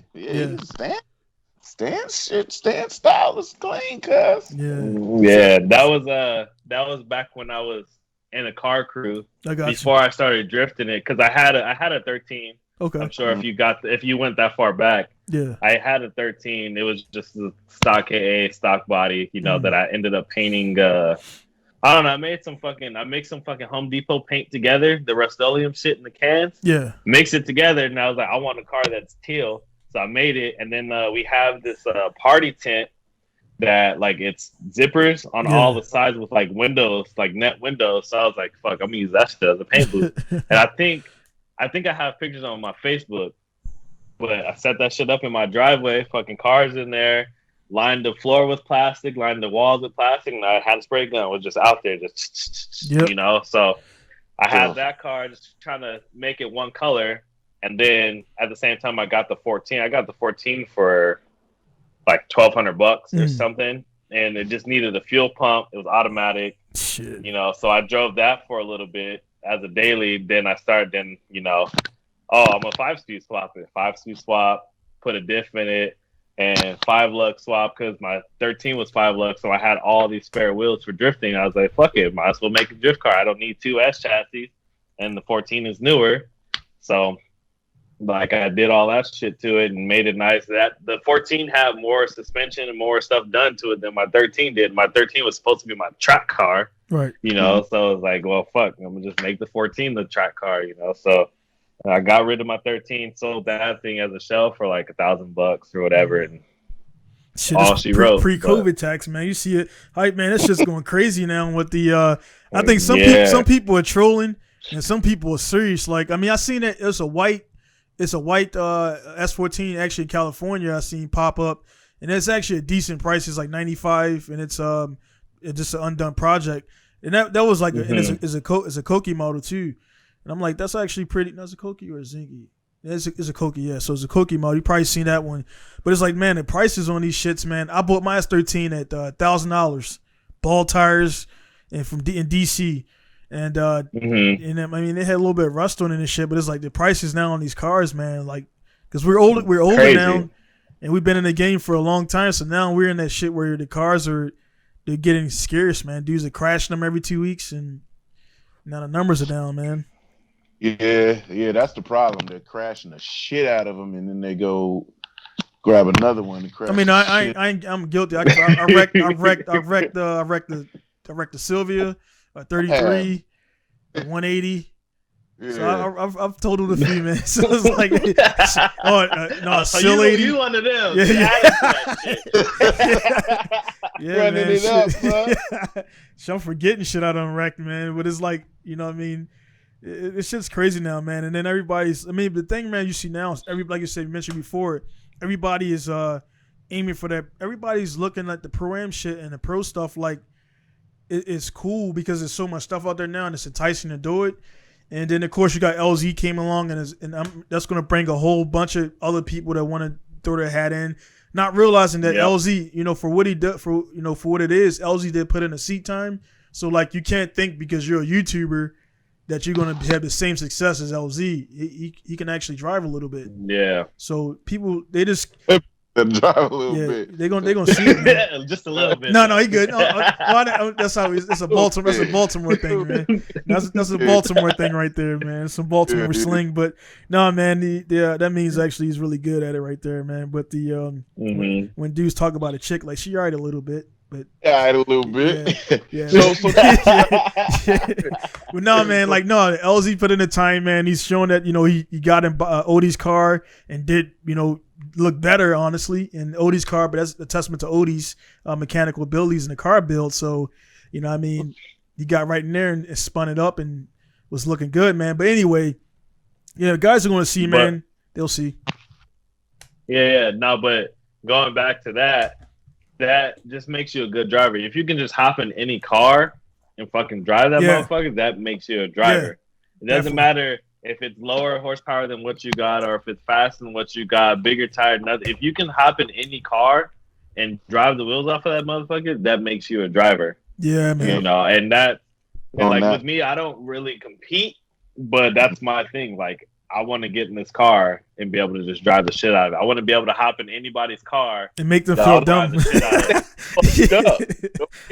They ain't got hands out here, so don't get him. Let me finish my car and start driving. Then it's gonna get real. Shit's gonna start popping off. Man. You know. What I've always done, I've always made it a point to jump in. Anybody that offered me a car, I back then, I don't do it now. But anybody offered me a car, I jumped in and I try to drive it better than them. Like, that was just your car.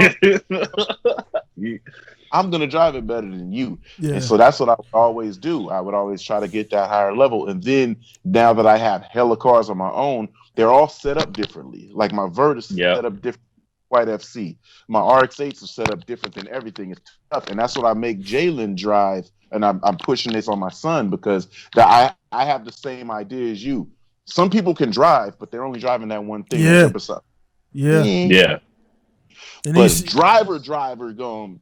It don't matter what it is. If it's stock, if it's half-ass, if it's blown shocks and suspension, if it's open diff, a driver's gonna figure out. I'm gonna make it do what it do. A little bit of finesse is gonna be added, and then when somebody say, "How was it?" It's shit, but you can see that it works. Yeah, yeah, man. That comes down to, like, a lot of times with the customers here at my shop, they wonder why I got all these different cars, S13s, S14s, everything, and my thing is behind it. You know, being in Japan is the total opposite. Because Japan, you'll see Yamamiya, all rotaries, Top Secret, all GTRs, MCR, all GTRs. Japanese are like, I can only master this one thing. Like, I only like to squeeze on the right side tit, not the left side. That's how they are, man. So, like, I'm like, nah, dude, both at the same time. You know what I'm saying? Yeah. So it's like, it's like, so Japanese are kind of, they're in that mindset. So when they come here, they see I got a rotary on the table, a 2J over here, 5 RBs over here, whatever. And they like, man, I'm like, dude, it's all nuts and bolts. It's the same things. Look at the FSM, blah, blah, blah.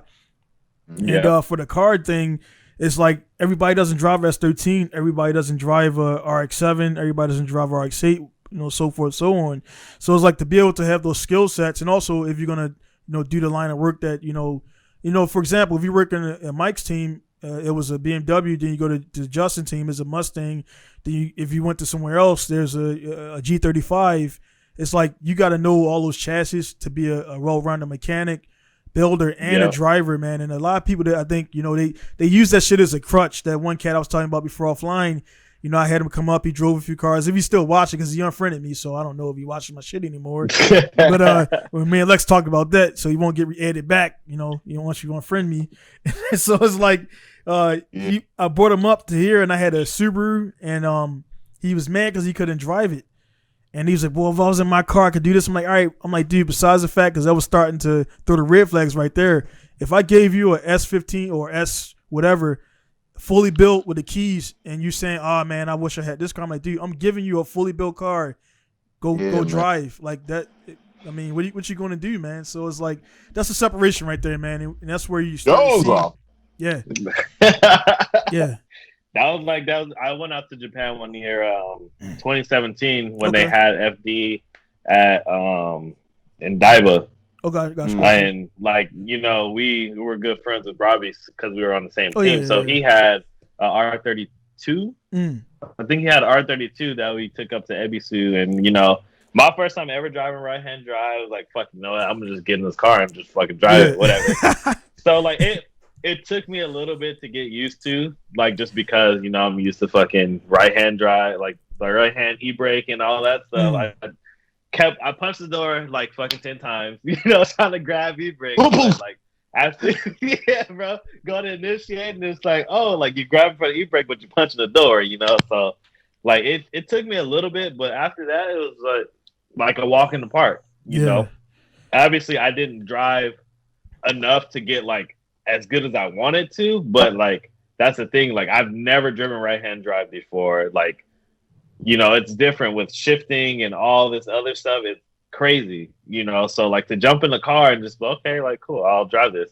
And like even like at the shop, Mike's shop, we had an E36, you know, stock E36, just had an angle kit, stock diff, stock everything on suspension, whatever. Got in that motherfucker, 2 laps, was fucking like killing it. We had an S13 with the RB25, kind of the same shit. I mean, it's an S13, everybody has an S chassis, but same shit, you know, like got in that shit, you know, 2 laps to get comfortable. And then after that, like, it was like a walk in the park. It was like, people were like, damn, like, have you driven this car before? And it's like, no, like I take the time to learn. And one thing that I always tell everybody who wants to start drifting, if you're going to start drifting, get something that's fucking stock. Don't buy a car that has a V8.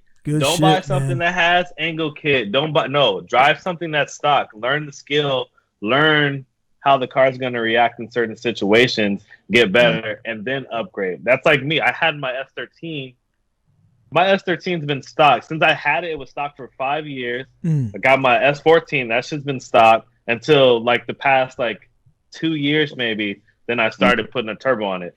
So I've been driving for this long on a stock car, and all I had was suspension and a diff and a good clutch. That's all I had. No, like I had 13. I had modded knuckles, shorted knuckles with tie rod spacers. That's all I had. And then on my 14, I now have the Power by Max like front drop knuckle kit. But still, my shit was stock the whole time. And it's like people like, oh, you have an SR in your car? You had like, no, bro, this shit is stock as fuck. Like I made people want to ride. Like when I would go, there's this local track by my house. It's called Adams, and they would have drifting every Thursday, and then they changed it to like the second and last Saturday of each month or whatever. So like I would go and do ride along, and I would make people want to ride with me versus like the dudes that were like fucking pro-am because they're like, oh, like this dude's driving this fucking stock ass car better than this fucking guy's driving, you know? So it's like I took the time to learn. And on top of that, homeboy got the rotary started up. My bad. You heard? I know you good. Yeah, you good. You know? But like I'm not trying to fucking float my own boat, but no, so for me, I guess where I'm trying to get at is I took the time to learn the skill, you know, and on top of that, I taught myself how to drive. Yeah. As far as like watching videos and like getting rides from people. Yeah, I worked with a professional. I worked with 2 professional drifters, and we were around fucking drifters all the time. But it wasn't like him and I were doing track days together all the time because we barely tested as it is, you know, in the pro car or even fun days. You know what's funny? People stay asking me, oh, why don't you do this and that with Justin? Why don't you? I think I've only driven with Justin twice. I've known this nigga since 2009. Yeah, and that's the thing. Like, Yeah, it's the same shit. I worked for Mike for 7 years, and I've only been in the car with him maybe 3 times of 7 years, maybe 3 times. You know, so it's like I'm not always asking like, "Hey, give me a ride, give me a ride, give me a ride, give me a ride." No, like I get more enjoyment watching the car work. You know, like fuck, I did that. You know, I made that shit happen. So it's like I'm gonna watch it work, and then that way, like if something does happen, I get to be ready to keep him going. Not fuck. Let me get out of the car. Let me take all my shit off. You know, like let me get into work mode. Like they always say, if you stay ready, you never have. If you stay ready, you never have to get ready. Right. You know. Right. So I just stay ready to work, and that's how it was. So I was never like, oh, I want to ride, I want to do this, I want to do that, you know. So you got somebody in the background over there. That's my girlfriend. Okay. I had people want to work on my car. Oh, hey, I'll come to this event with you and do this and that and help you out. And I'm like, nah, because I know. You know what you want? You want to get that fucking wristband. You want to get that wristband in the mix of shit, and then my car is pretty much problem free, and a lot of people see that. There's nothing that you got to do on my car but change wheels, right? I got that. They want to come to say that they're gonna do that. Can I ride? No, nigga.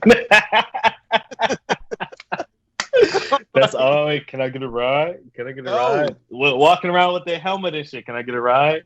Yeah, because like I don't want you to. Not that I wouldn't enjoy it.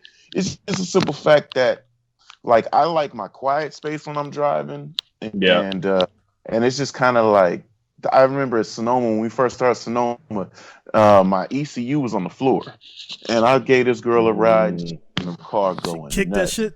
Bitch was A-Town stomping. Yeah.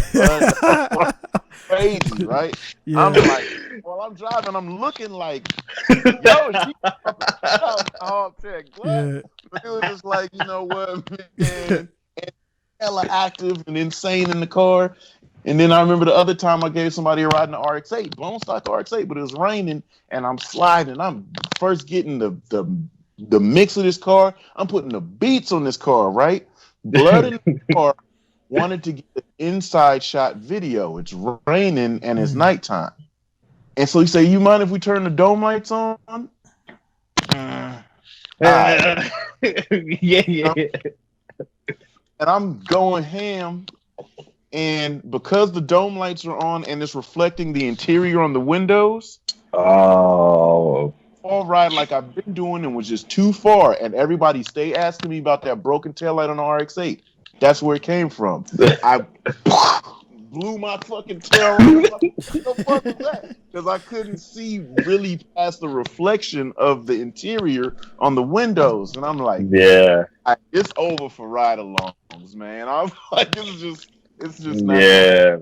But I mean, I do like giving them. It's just more or less nowadays my son. That's my, you know what I'm saying? He's in the car. He's sitting there looking, and son is observing. And I like watching him. Like, wait till your son gets to ride with you when he's getting a little bit older. Blood, you're gonna you're gonna be noticing, since you're a driver too. You're gonna be noticing. Oh, blood.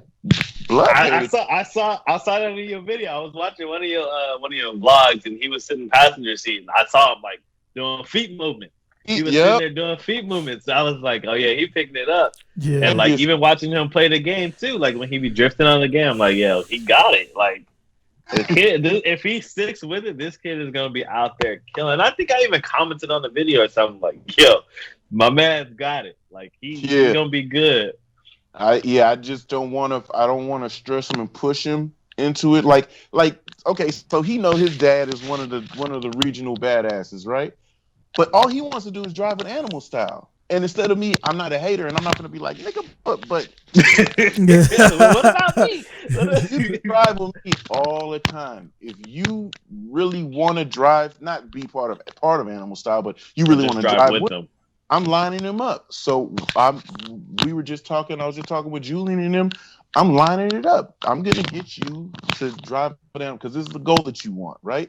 Now, and I'm telling them, make sure that you're sharp and make sure that you're tight because it's not. Because they're gonna not only fuck your shit up, if you have it, you're gonna get discouraged. Like, damn, I'm not that good.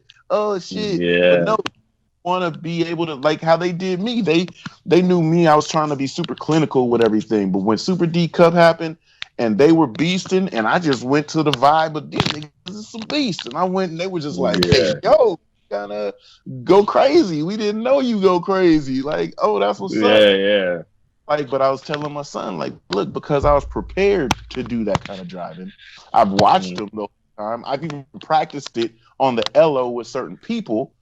And then I was ready for it when it came. So I just be wanting him to be on game. So it's like, yo, I'm gonna put you in position for shit to happen if you want it to happen. But you, like we're saying, you jump in somebody's car, you have to rise to the occasion.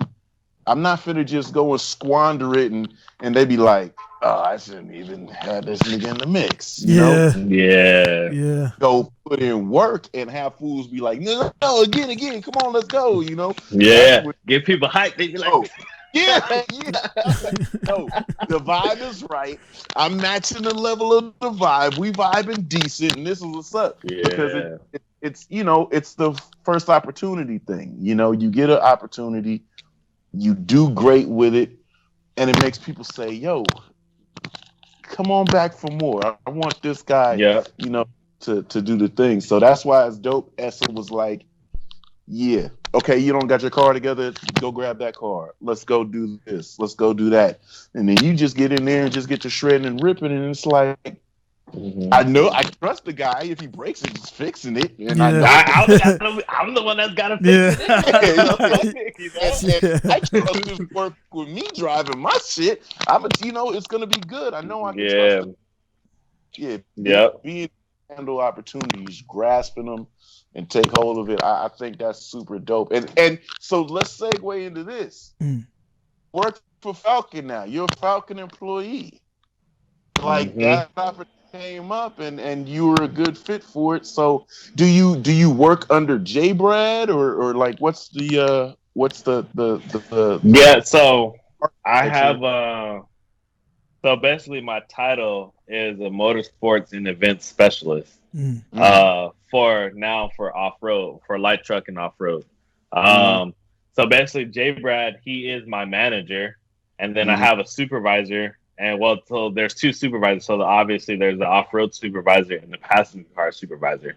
So basically I report to my off-road supervisor, but like if there's anything higher up that I need to do or whatever, then I can go to Jonathan. But for the most part, I have the two supervisors that are there every day. So it's like, like I need this or I need that or I need to talk to you, like, But what I do now is nowhere near as chaotic as how shit was, like it's like a big sigh of relief for me now. So basically I do like load. So it's kind of the same thing, like loading trailers for events. And then setting up at events, and I do like activation and stuff like that. If there's any like tires that need to be changed, I'll do tires and stuff like that. Basically, kind of just setting up the rig and keeping it going, and keeping our drivers going, or like tailoring to what the drivers need when it comes to tires.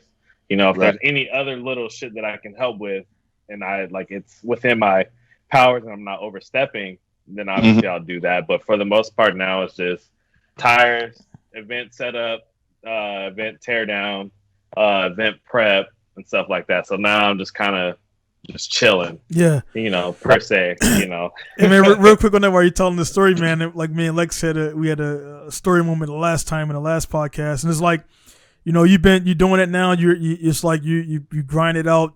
You laid the foundation. You put yourself in a position to get picked up by Falken, and then it's like it never fails, man. And definitely not trying to throw nobody under the bus, man. But you hear somebody over there like complaining about some shit, and you be like, man, this motherfucker don't even know, man, like how how it really be. And it's like people gonna complain no matter what, but it's like even in a good situation, people are like, man, I don't want to be here or this, that, and the other, and they don't know, like, they might not know your story. Like, man, it was just me. Like doing all this stuff in the pits, and like, trust me, man, you're in a good spot right now, man. Like, don't complain about it. You know what I mean? Maybe not. It's happened, man. But I'm pretty sure you really look at somebody like, nah, man, you have no clue. You don't know. You don't know, man. You don't even know, man. So it's it is how it is out there, man. But what I mean. So go. What's your trajectory from this position? Yeah. Where do you go up through the company from where you're at right now? I think like I can kind of go anywhere in a sense, but basically we're like marketing, so probably I would have to like stay somewhere in marketing because that's kind of what we do now. I mean, I could go apply for a supervisor, or I could go apply for this or that, but I don't know. Right now I'm just kind of enjoying it, and just living, because it's something different. It's a break for me. I don't have to do that crazy shit no more. So now it's just like I get to chill and relax and like actually think about future moves and stuff like that, and then I'll get to the thick of it. But okay, like what I want to do from here, because what if, you always got to think, okay, what if this job isn't here? 2 years from now or 5 years from now, or right? Because what's going on with all the EPA shit and like Tesla taking over the world and shit like that. So it's like, yeah. Just fuck out for I have a black hand sandwich. Yeah, so Well, yeah, that's good shit, man. Gotten to pick J. Brad's brain, dude. Because like all up in the tower, have you ever gotten to pick J. Brad's brain? Because like all them times up in the tower, dog. As much as I wanted to, I was there to spot the Justin, and that was my job. And I'd be sitting over there wanting to talk to Steve and J. Brad, like, hey, check it out. So what the fuck, you know what I'm saying? Like, have you gotten to like pick J. Brad's brain? And I mean, if I want to, I can, but like we're usually so busy doing other stuff, and now since COVID, he works from home like the whole week except for Fridays.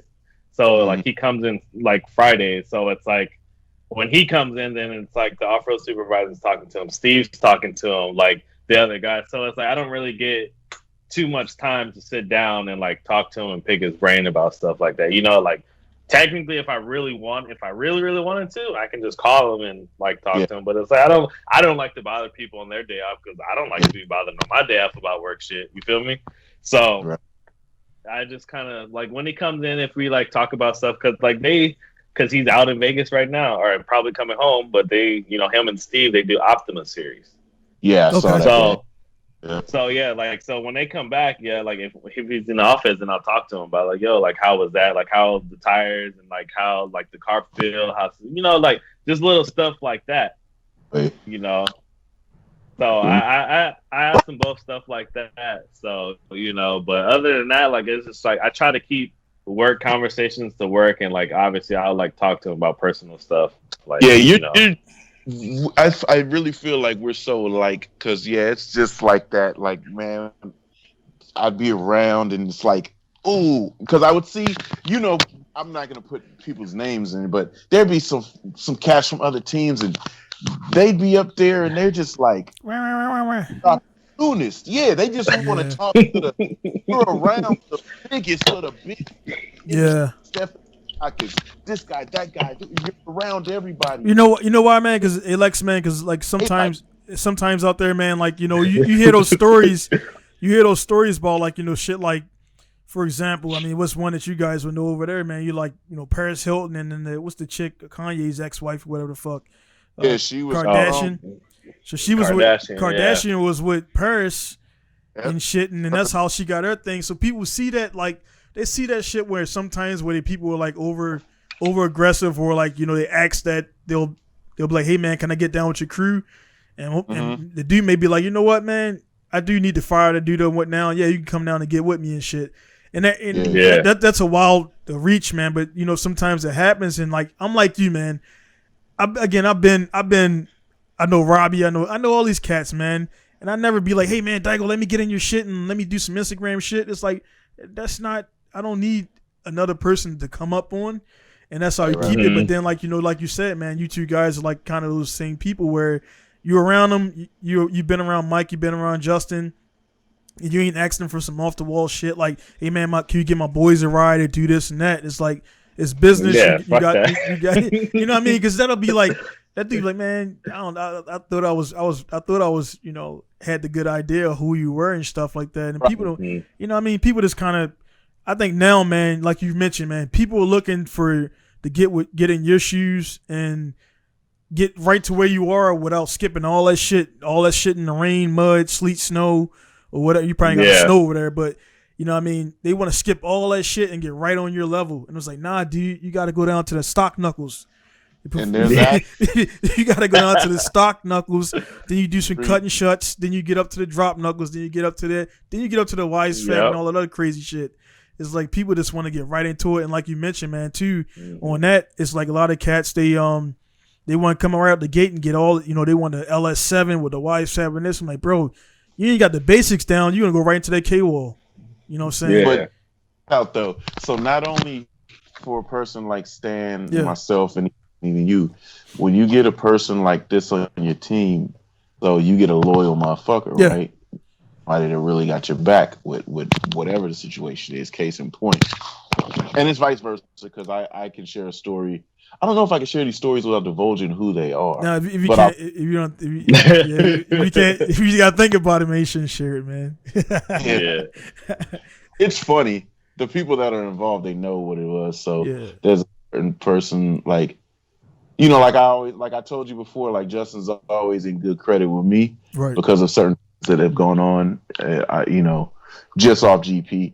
One person, for whatever reason, had a bad vibe with me, was talking shit to me online. We're going through the pits in Texas. The person gave a finger like that. Really? And I'm going to let that fly. Yeah. But the homie in the back seat saw it. And we're all, oh, who the fuck is that to? I was like, me. Justin's like, what? Yeah. Because when you take it from offline to person, that means you want to fight. Yeah. Now, point Stan on another team Stan's on Mike's team at this point. There's a situation that happened in Atlanta. Shit got grimy though, right? Now, yeah. Stan is on the team. He could have been like, "Yeah, ain't my business." But the situation was grimy, kid. And from what I saw in the video, son pulled up. Shit got a little hood, and so Justin hops out to get activated at whatever level. I'm not sure. Damn, nah, nigga, hold up. This ain't, you know what I mean? It could be what it is, but this ain't what we're here for. Exactly. Somebody could have been like, ooh, and if Stan had to just let that shit. You know, somebody has movement of aggression. Yeah. That 2 seconds, and if they get this close, they may make a decision that they wasn't ready to make, right? Or their mind said it was a good idea to make because they're so close at this point in time, and it could have got ugly, right? But because I got a homie and a loyal person in Stan, that is, yeah. Man, that's like you said before, man.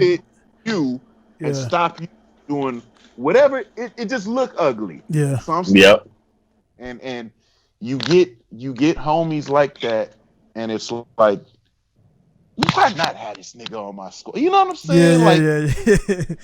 Yeah. Just let me make this move around so that I could have a homie with me, because you get people like this, and you know, it's like a lot of people always ask, why don't you have these many pictures with Justin, this and that? Because I'm cuz partner. So yeah, you see him all the time. Well, we live really far apart, but it's still like when I pop up, it's like, I don't need the pictures. I don't need that fame. I don't need the action. Like we just genuinely enjoying our friendship. We mentioned that too, man. We mentioned that too. Like I know for sure you Stan and then Lex too. We mentioned that in the podcast a couple podcasts ago, where a lot of stuff we talk a lot about social media. Like you say, the guy said something about Lex on social media, then he sees him in person. Normally, when you see him in person, they're gonna. If he does that means he really wants to make that shit real. But some people, man, they don't know they don't know when to not take out the phone. They don't know when to not. Again, Stan, you've been around some shit where it wasn't nobody's business until it was their business and stuff. Like, they don't need to be online. It ain't gotta be talked about. You and Mike know. You and Justin know. That's all it needs to know for that situation. And a lot of cats, man, they couldn't even handle that responsibility of just not leaking that mixtape, or not when the mixtape gets leaked, but not leaking that album to the public. And it was like, man, only I had access to that shit, and y'all three. Which one of y'all leaked that shit? And that's where a lot of people, man, they don't know how to move, and again, man, being respectful, man, but also at the same time, man, a lot of guys that think with this social media stuff, they don't realize life is real, and you got to conduct yourself as accordingly, man, or there would be consequences, man. So it's like, luckily you got through all that stuff, man, and you kept a good presentation and a good what's that word, man? I've never seen Stan, even like when we're out and about. Like, remember we was having it was that hurricane watch in New Jersey or some shit. We stuck in that little club with all the Okie folk. We was cutting the rug. Oh, yeah. It's like you never really see Stan out of pocket. And so, it comes again because outer shell will just say, people looking, all they see is a black kid, right? Right. Yeah. I don't know how he got here or what his path was, but this is a black kid. If you were to look at group pictures or team pictures, there's maybe 1, 2, 3, 5. Yeah. That nigga's the only one. Yeah. You know what I'm saying? And he's, so it's like Stan is good money moving through whatever environments, and I don't think I've even seen you mad. And I know you do get mad, but I've never mad. Yeah, but I've You never run that shit into the wall, son. I thought this fixed this shit. Like, he's like, I'm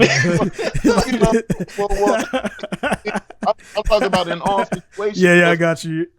Person I Adams Motorsport Park from. I think that's when I first started following you. I don't remember if I caught you on IG or Facebook first, but I've been watching, and I'm a lurker. I'll sit and not like nothing, but I watch everything though, right? So I'm the same way.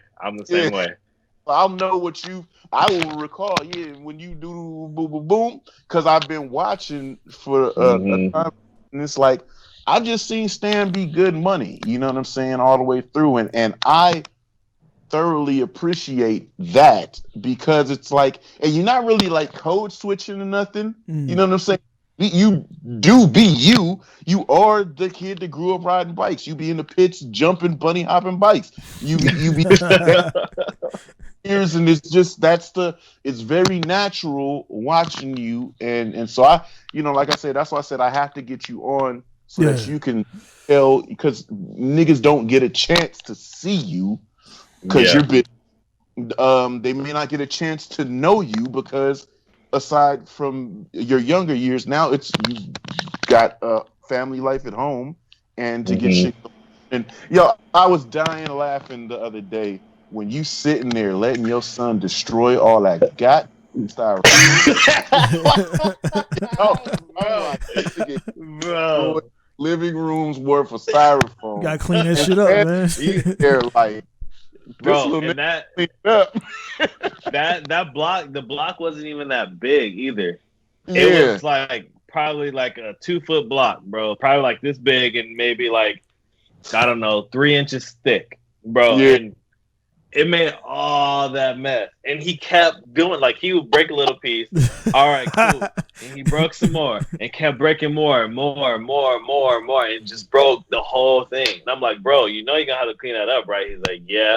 I was all right. Well, I don't want to hear nothing when you got to clean it up. He's all right. And he just kept going. And then, it's my snow. It's my snow, throwing it up, letting it fucking rain down.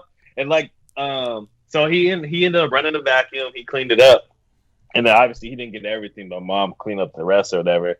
The next morning, bro, I'm still combing styrofoam out of his hair. Before I'm taking him to school, just fucking combing his hair. Like, bro, you still got styrofoam. But like shit like that. But there was another time when he was younger where he had the baby powder. Oh. A whole brand new bottle, like the big one. The whole I don't know what he did. Yeah, was he quiet? Yeah, I don't know. Yeah. I don't know what he did, bro. I walked back, like I came in the house. I was gone actually, and I came in the house, and I think I have the picture on Instagram. His eyelashes are white. His hair is white. His whole body's covered in baby powder. And I'm like, what the hell? I went upstairs, bro. Everything in my room had everything. Damn. Like had a layer of baby powder, like even on the top of my fish tanks, bro, like a fucking layer, like on the water, just floating. Like, bro, what did you do? I was like, and I just couldn't be mad because it was just that funny. Like, you just couldn't be mad, bro. Yeah. But I appreciate seeing that. Not only seeing you, do all the car shit and travel, but see you being a father. And because people don't get it, young fatherhood, people don't get it because we're young, we still want to do shit, we still gotta, but we're also like, well, this little person needs me, so I gotta do something selfless and let them do it.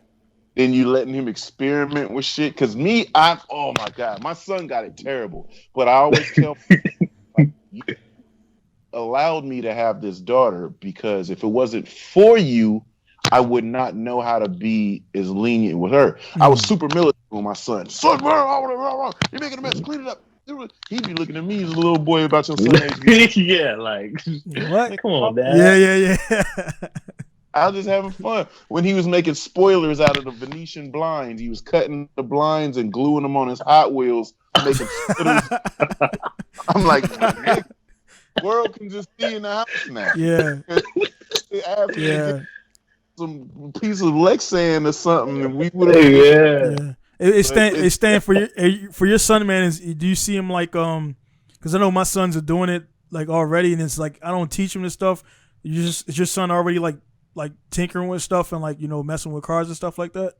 Oh yeah. Like at a young age, I have pictures on my Instagram too and videos too that I'd be working on the car and he'd just come outside and just like start picking up wrenches and like bolts and like just putting them in hole, like, oh, it goes in this hole, and then you see crazy, him like man. trying to turn it, like, okay, it goes here and here and here.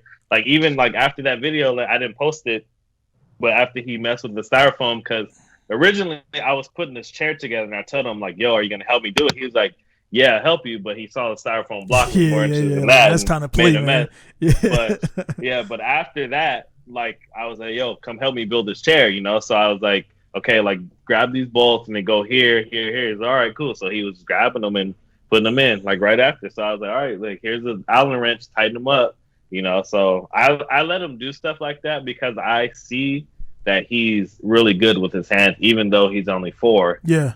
He's starting to get good at that. Even like with his dirt bike, he's kind of interested in it, but he's kind of not.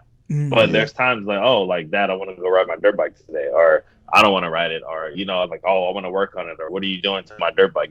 So he's always, what are you doing? What are you doing? What are you doing? Like even with my car, like it's sitting in the garage, he'll go hop in the driver's seat, grab the steering wheel, grab the shifter, dude, it's that DNA, man. It's the DNA, just like Lex and your son, man. Like it's like he's it's like when you see him in the car doing the donut, man. It's like that's just natural. Like I mean. He's doing it as a kid, and you see it, and then like it's weird, man, because we don't think about that shit when we all doing our thing. But it's like, man, I was worried about because I went to Iraq for 3 years. I was worried about when I had my first kid. I was around burn pits and all that stuff over there, so I was like, fuck, man, I hope he don't come out, with 3 eyeballs or some shit like that. Oh, yeah. But then also on the car side, man, I've been under there fucking with brake clean, like almost passed out and shit. Sniffing fucking tires and stuff and gas. It's like, man, I might have some other shit. DNA. So your fucking DNA is inside doing all this shit, man. And then like the kid comes out and it's like he's zip tying shit. Like, dude, I ain't even sure him how to use zip ties yet. And he's only 3. Yeah, he's using zip ties and shit already. Like I said, we talked about the TV show, so I did a TV show. Yeah, and obviously I can't talk about a lot of it, but they destroyed my car. My car got fucked up. So Jalen's like, all right, well, guess we get to build the car. I'm like, little nigga, you mean me? I didn't want to go play games or something. He's like, nah, I'm gonna work on it with you, Dad. I said, okay, I'm gonna hold you to it. I'm not gonna get mad. Come and then go do something else because I literally boxes of shit to replace it with, to replace everything that's broken. And this is like, he's like, just, what I'm saying, you gotta show me which ones. I said, okay, I'm gonna show you how to do this. I was like, but if it gets to the point where you like, because I would rather you ask me or tell me, because like I don't have no problem doing. I do this shit now when I'm at work. Boom, boom, boom, and I say, yo, check this out. Like, just come double check it. Yeah. Because I'm telling my son, I'm like, because if you say, nah, it's good, we go private. I'm let it ride, yeah, bro. man. I'm let it ride. Yeah, that's true, man. That's true. That's true, man. Hold him to that shit, man. Yeah, so he say he want to help, so I'm like, this is cool, and us as like motorsports enthusiasts and fathers of that, with our sons in at least interested in what Dad's doing. Yeah, real, because it's like, not only for one am I seeding the next generation of it, he's me. That's little me, and I'm gonna make sure he ain't gonna be like none of these suck ass niggas I see don't know how to change wheels. Oh, dude, and they got the girl changing the wiper blade. Girl pumping gas and bro. And they be on the phone and shit, Instagram. I'm like, bro, she's changing the wipers and putting fuel in there and shit, and she's paying for it. and shit. And your ass just sitting there and doing this shit. Yeah, Like fuck a that. whole Man. bitch. I'll sock my son out if he do some shit like that. Hey, I bought this other truck, right? And we go to the gas station. So I hop out, I pump my wife's gas, and I jump back in the other truck. It was cold as shit. So this dude rolls up, not this dude, this woman rolls up in the Audi, dude in the passenger seat. The girl hop out and start pumping gas. I look at my son, I say, "Cuz, you see this?" Oh, Man, I remember that. did. I remember that, yo. I said, "This a I bitch remember ass." I was like, "Don't you ever be this bitch ass." Like, Yeah. don't ever. I remember that. I I remember saying that shit. No, I got it. Whatever. You at least stand beside her. You know what I'm saying? Don't Yeah. ever- So it's like I really like, showing the game and Yeah. giving them the game. I look at all fathers when they got their kids with them by their side. It's like, yeah, that's tight. That's tight. I like it. And plus, you a bicycle cat, so you never know. Your son might be like, "Hey, have you showed him the movie Rad yet?" Nah, not Yeah, yet. he ain't ready. Yeah, I guess. Oh, Yeah, he yeah. might be like, "I'm being Yeah. a boy out here." So I mean, Yeah, go I take him to the skate park and shit. So he be riding his bike, and I'm just trying to get him to transition to a pedal bike because I bought him a balance The bike. balance bike. Yeah. So, yeah. So he rides that shit all the time, but I want to get him to transition. But yeah, he knows like everything that I do. Yeah. Like I try to take him or at least include him at least once or twice. And then if he wants to go, like that's on him. Like if he's like, okay, I want to go. All right, cool. Like come with me. I'm not gonna just like, well, I'm just gonna go here, but I'm gonna leave you at home. Like no, if you want to go, come on, let's go. Yeah. So he's usually off. The cool thing, man, is like they all like, I mean, all of our kids collectively, man, they're in a good position, man, because like they'll I mean, my kids are on some initial D thing right now, so of course all they want to see is the Hachiroku and the RX-7. So I had a yellow FD, black wheels, everything like in my shop 3 weeks ago, and I picked them up from daycare, and it's like to be able to do that, man, for your kids and take them to my shop, and they could see GTRs and R34s and they had that little RX-7 car, and like looking at the car, and I let them get inside of it, ask the customer first, and they sit inside of it and shit, like they don't put your feet on the fucking chairs though. But but yeah, to be able to take them, man, like and do that, and that's not something that, I mean, well, Stan, you're different, man, because you say, like I said, your parents were into it. Lex might be different for you, but I didn't come from anything with car stuff, man. I wasn't around it at all, so I got into it by Gran Turismo. That's how I got into cars and everything and stuff like that, man. So it's pretty cool, man, and you'll be able to take your son around things and do stuff like that, man. So, hey, Lex, you got any more questions, man? 'Cause I don't want to hold you too long, man. I'm just glad. I know It's you're easy, old lady. it's an easy chop up, man. It's easy. No, man. One before you go, Lex, man. One thing, man, is just like it's just cool. I mean, never met you in person, man, but just like Lex, man, it's just like you get those vibes and everything, man. I could tell, man, we can meet, chop it up, and it'll be real and respectful, man. And it's like some people, man, you just kind of, even guys standing right in front of you, be like, man, I don't know about this cat and everything, man. So to be over Skype and everything, man, we definitely cross paths. I mean, 17, I've been there since 08. So I was here at the same time. You were here and everything. We just didn't, Robbie, I know Robbie, but Robbie does his thing. I do my thing. And everything, man. So like I like to. There's a lot of people that I know, right? And it's sometimes like my son be like, "How the fuck you know him?" Yeah. But the cool thing that we've been able to do with the addition of social media, so I might follow or see somebody, and I may not interact too much, but I will like. I don't even remember how we first Stan and I first interacted. I don't know if it was in the comments. I don't remember. Yeah, nobody remember that shit, man. But it's like when you get to meet him, that's the ice is broke. My nigga was popping. Yeah. Like it's not no like right. I mean, so like for example, Stan, like I mean, I don't know. This is the first time we met because it's peculiar. It's fucking Skype. You know what I mean? It's a Skype and it's a podcast. So I won't remember that. I mean, forget that. But like like you say, I met so many guys. I'm like, man, how the fuck did I met him through another dude that I don't even talk to this guy no more because he just got married. He got married and sold all his cars and shit. And now me and fucking John are boys. We've been for 10 years now and shit. So it's like, it's crazy how that works, man, out there in the industry, man. But since the ice is already broken, the next time if Stan gets to go to Japan, then it's gonna be like, yo, I got a bruv out here. Yeah. Let me see how far. That's already my first stop, bro. I was already thinking next time I go to Japan, I'm going to his shop, bro. I already got cars ready for me, man. Just let me know what you want to drive. I love putting it like that, because when we went on all around the nation with FD, I was hitting up all the bruvs. Yo, I'm in your spot. I'm closer than I'll be in California. If you can come through, come through. It was always like, oh, boom, boom, boom, boom, boom, boom, boom. So even I would never want to be in nobody's city where I didn't check in, say, yo, I'm here. And if you can make it, give y'all a high five and a bruv hug and be like, we good. I'm busy. I got to go, but I just wanted to tap in with you. So I get to link y'all together whenever, it gets to happen. You have somebody familiar that you can go link with, and that's what I love doing. Yeah.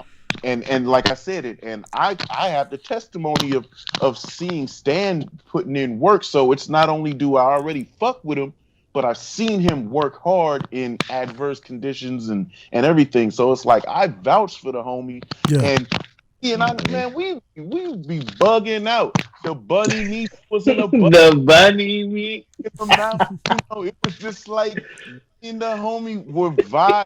The vibes is right, yo. I be in the tower, put the eyes in the bunny emoji. Where they at though? Because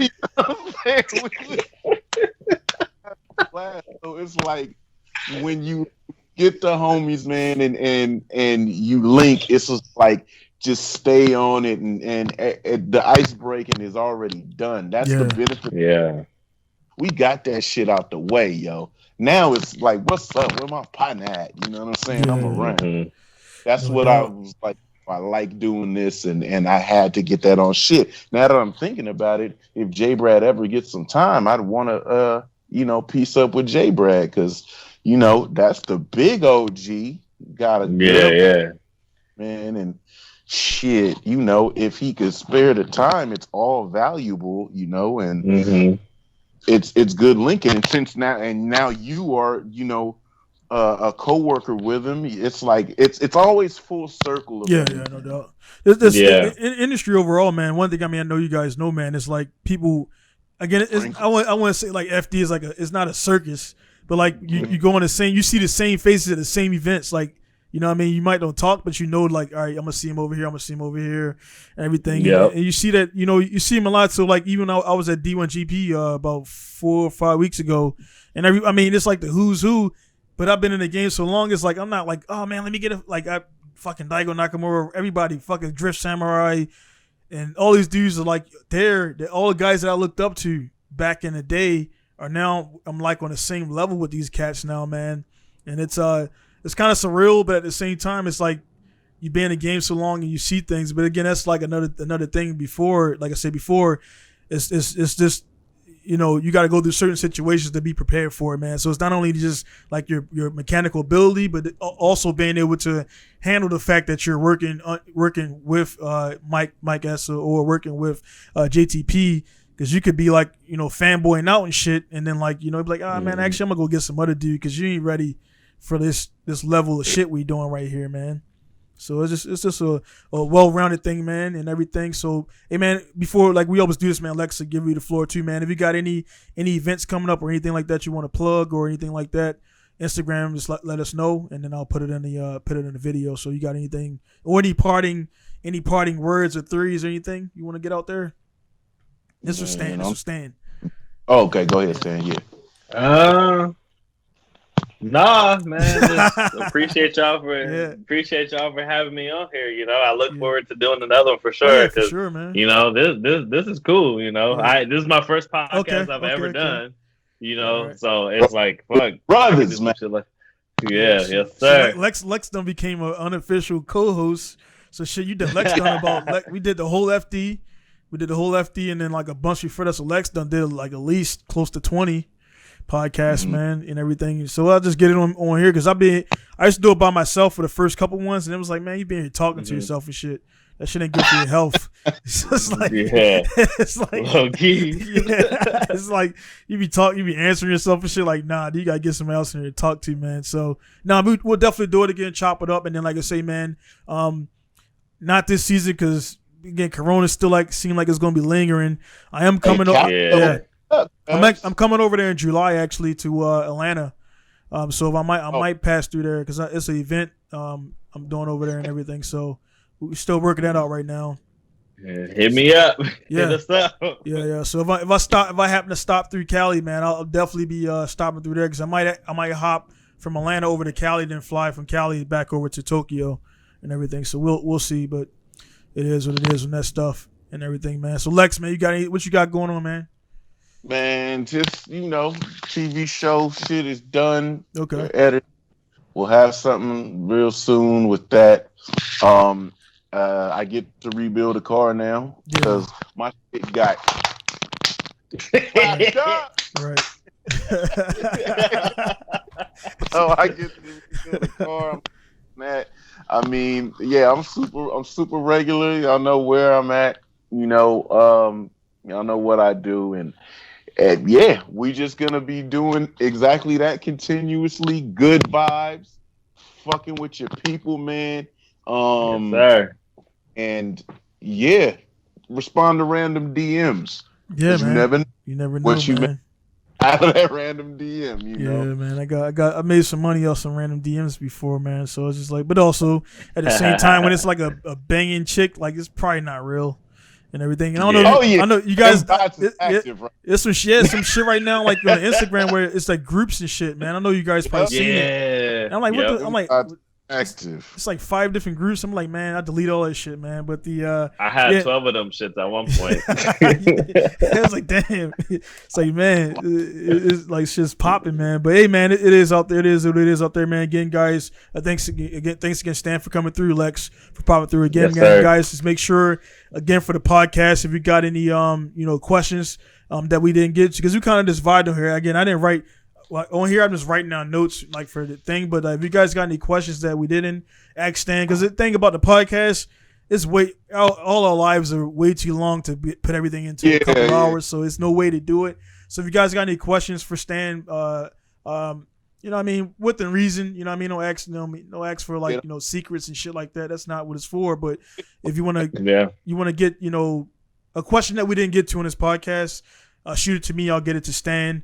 And the next time we have him back on, we'll have him answering and stuff like that. So, and do that stuff. Same thing for Lex, too, because, again, Lex got stuff going on. And for me, man, I mean, I put it out there, and I'm going to be real with you guys. This is a 97 podcast. I ain't got a single email for nobody, man, so I ain't going to front. Like, if you got questions or whatever, it's like, I ain't going to be like, yeah, I got all these questions from people like, nah, ain't nobody send you shit, man. You be lying. Like, so all the people like, nah, I don't do that. So, I mean, obviously, you guys are good to go. I've already answered all those questions. But if you got any questions, topics, or anything you want to talk about, because I've talked about a lot of stuff, but there's a lot of things in Japan I haven't talked about as far as race relations, different things out there, guys. It's cool here, but it's real here. So, again, when you come here, it ain't cheaper. It's the same grind. So the grind is the same, I'll tell you that. So coming here, shit ain't, 2 JZs cost $6,000 here in Japan. So it's real right now. The price is going up. Corona is doing what it's doing. Inflation is doing what it's doing. And like we said before, we're crashing all this shit up. So the shit's getting more expensive, man. You know what I'm saying? It's just what it is, man. So again, guys, send your questions and all that stuff to download at PinkuStar.com. I'll throw Stan's Instagram stuff down there in the description. Lex will be down there for sure, so you guys can follow those guys and check them out. But don't be in their DMs on some dumb shit, man. Be responsible and everything. You will get ignored. I know. Respect yourself. And also tell your old lady, man, we appreciate her for lending you to us. Yeah. For what I'm saying, evening, and you know what I'm saying. Give her a high five for us. No doubt. I got one more question for you, Stan, before we get out of here, man. So your parents, man, being that they do, like they don't pay nobody to work on their car, do they? Or they go to other mechanics, or what? It just depends on the nature warranty of, and shit. like what they need to do. So if it's like an oil change and I'm home, like I'll do it. If it breaks, I'm home. But if they need like a motor shop and shit, like I don't have time to do that, So I can't. I can't do it. Like, but anything else though is most of the time it's like okay. And they walk away and shit like, man, I bet if it was just a shit, you swap it. You know what I'm saying? Like, it's like everybody do anything shit like that. I don't know. I was just thinking about that shit, man. They be like, man, if it was JTP asking you to swap that shit right now, no problem. All right, man, I'll see how it is. But no, it's all good, man. It's all good, man. My mom used to do the same shit until she drove my 240 one time. She almost passed out. She's like, nah, never again. So I had an O-ring leak. I had shit leaking, and I'm like, I'm good, man. I'm smiling this shit. Carbon monoxide. Yeah, carbon monoxide coming into the cabin. I'm like, this normal, man. My breath always tastes like fuel and shit, man. So it's like, well, hey, man, come back. Yeah. I'll get with you, man. But hey, man, again, thanks again for coming through, guys. Staying on Lex, and they in Cali right now. I'm in Japan, guys. There again, so be sure to again send us questions, and we'll see you, man. So it's gonna be Donnie signing out for Pinku Style Massage Japan. Peace. Bless up.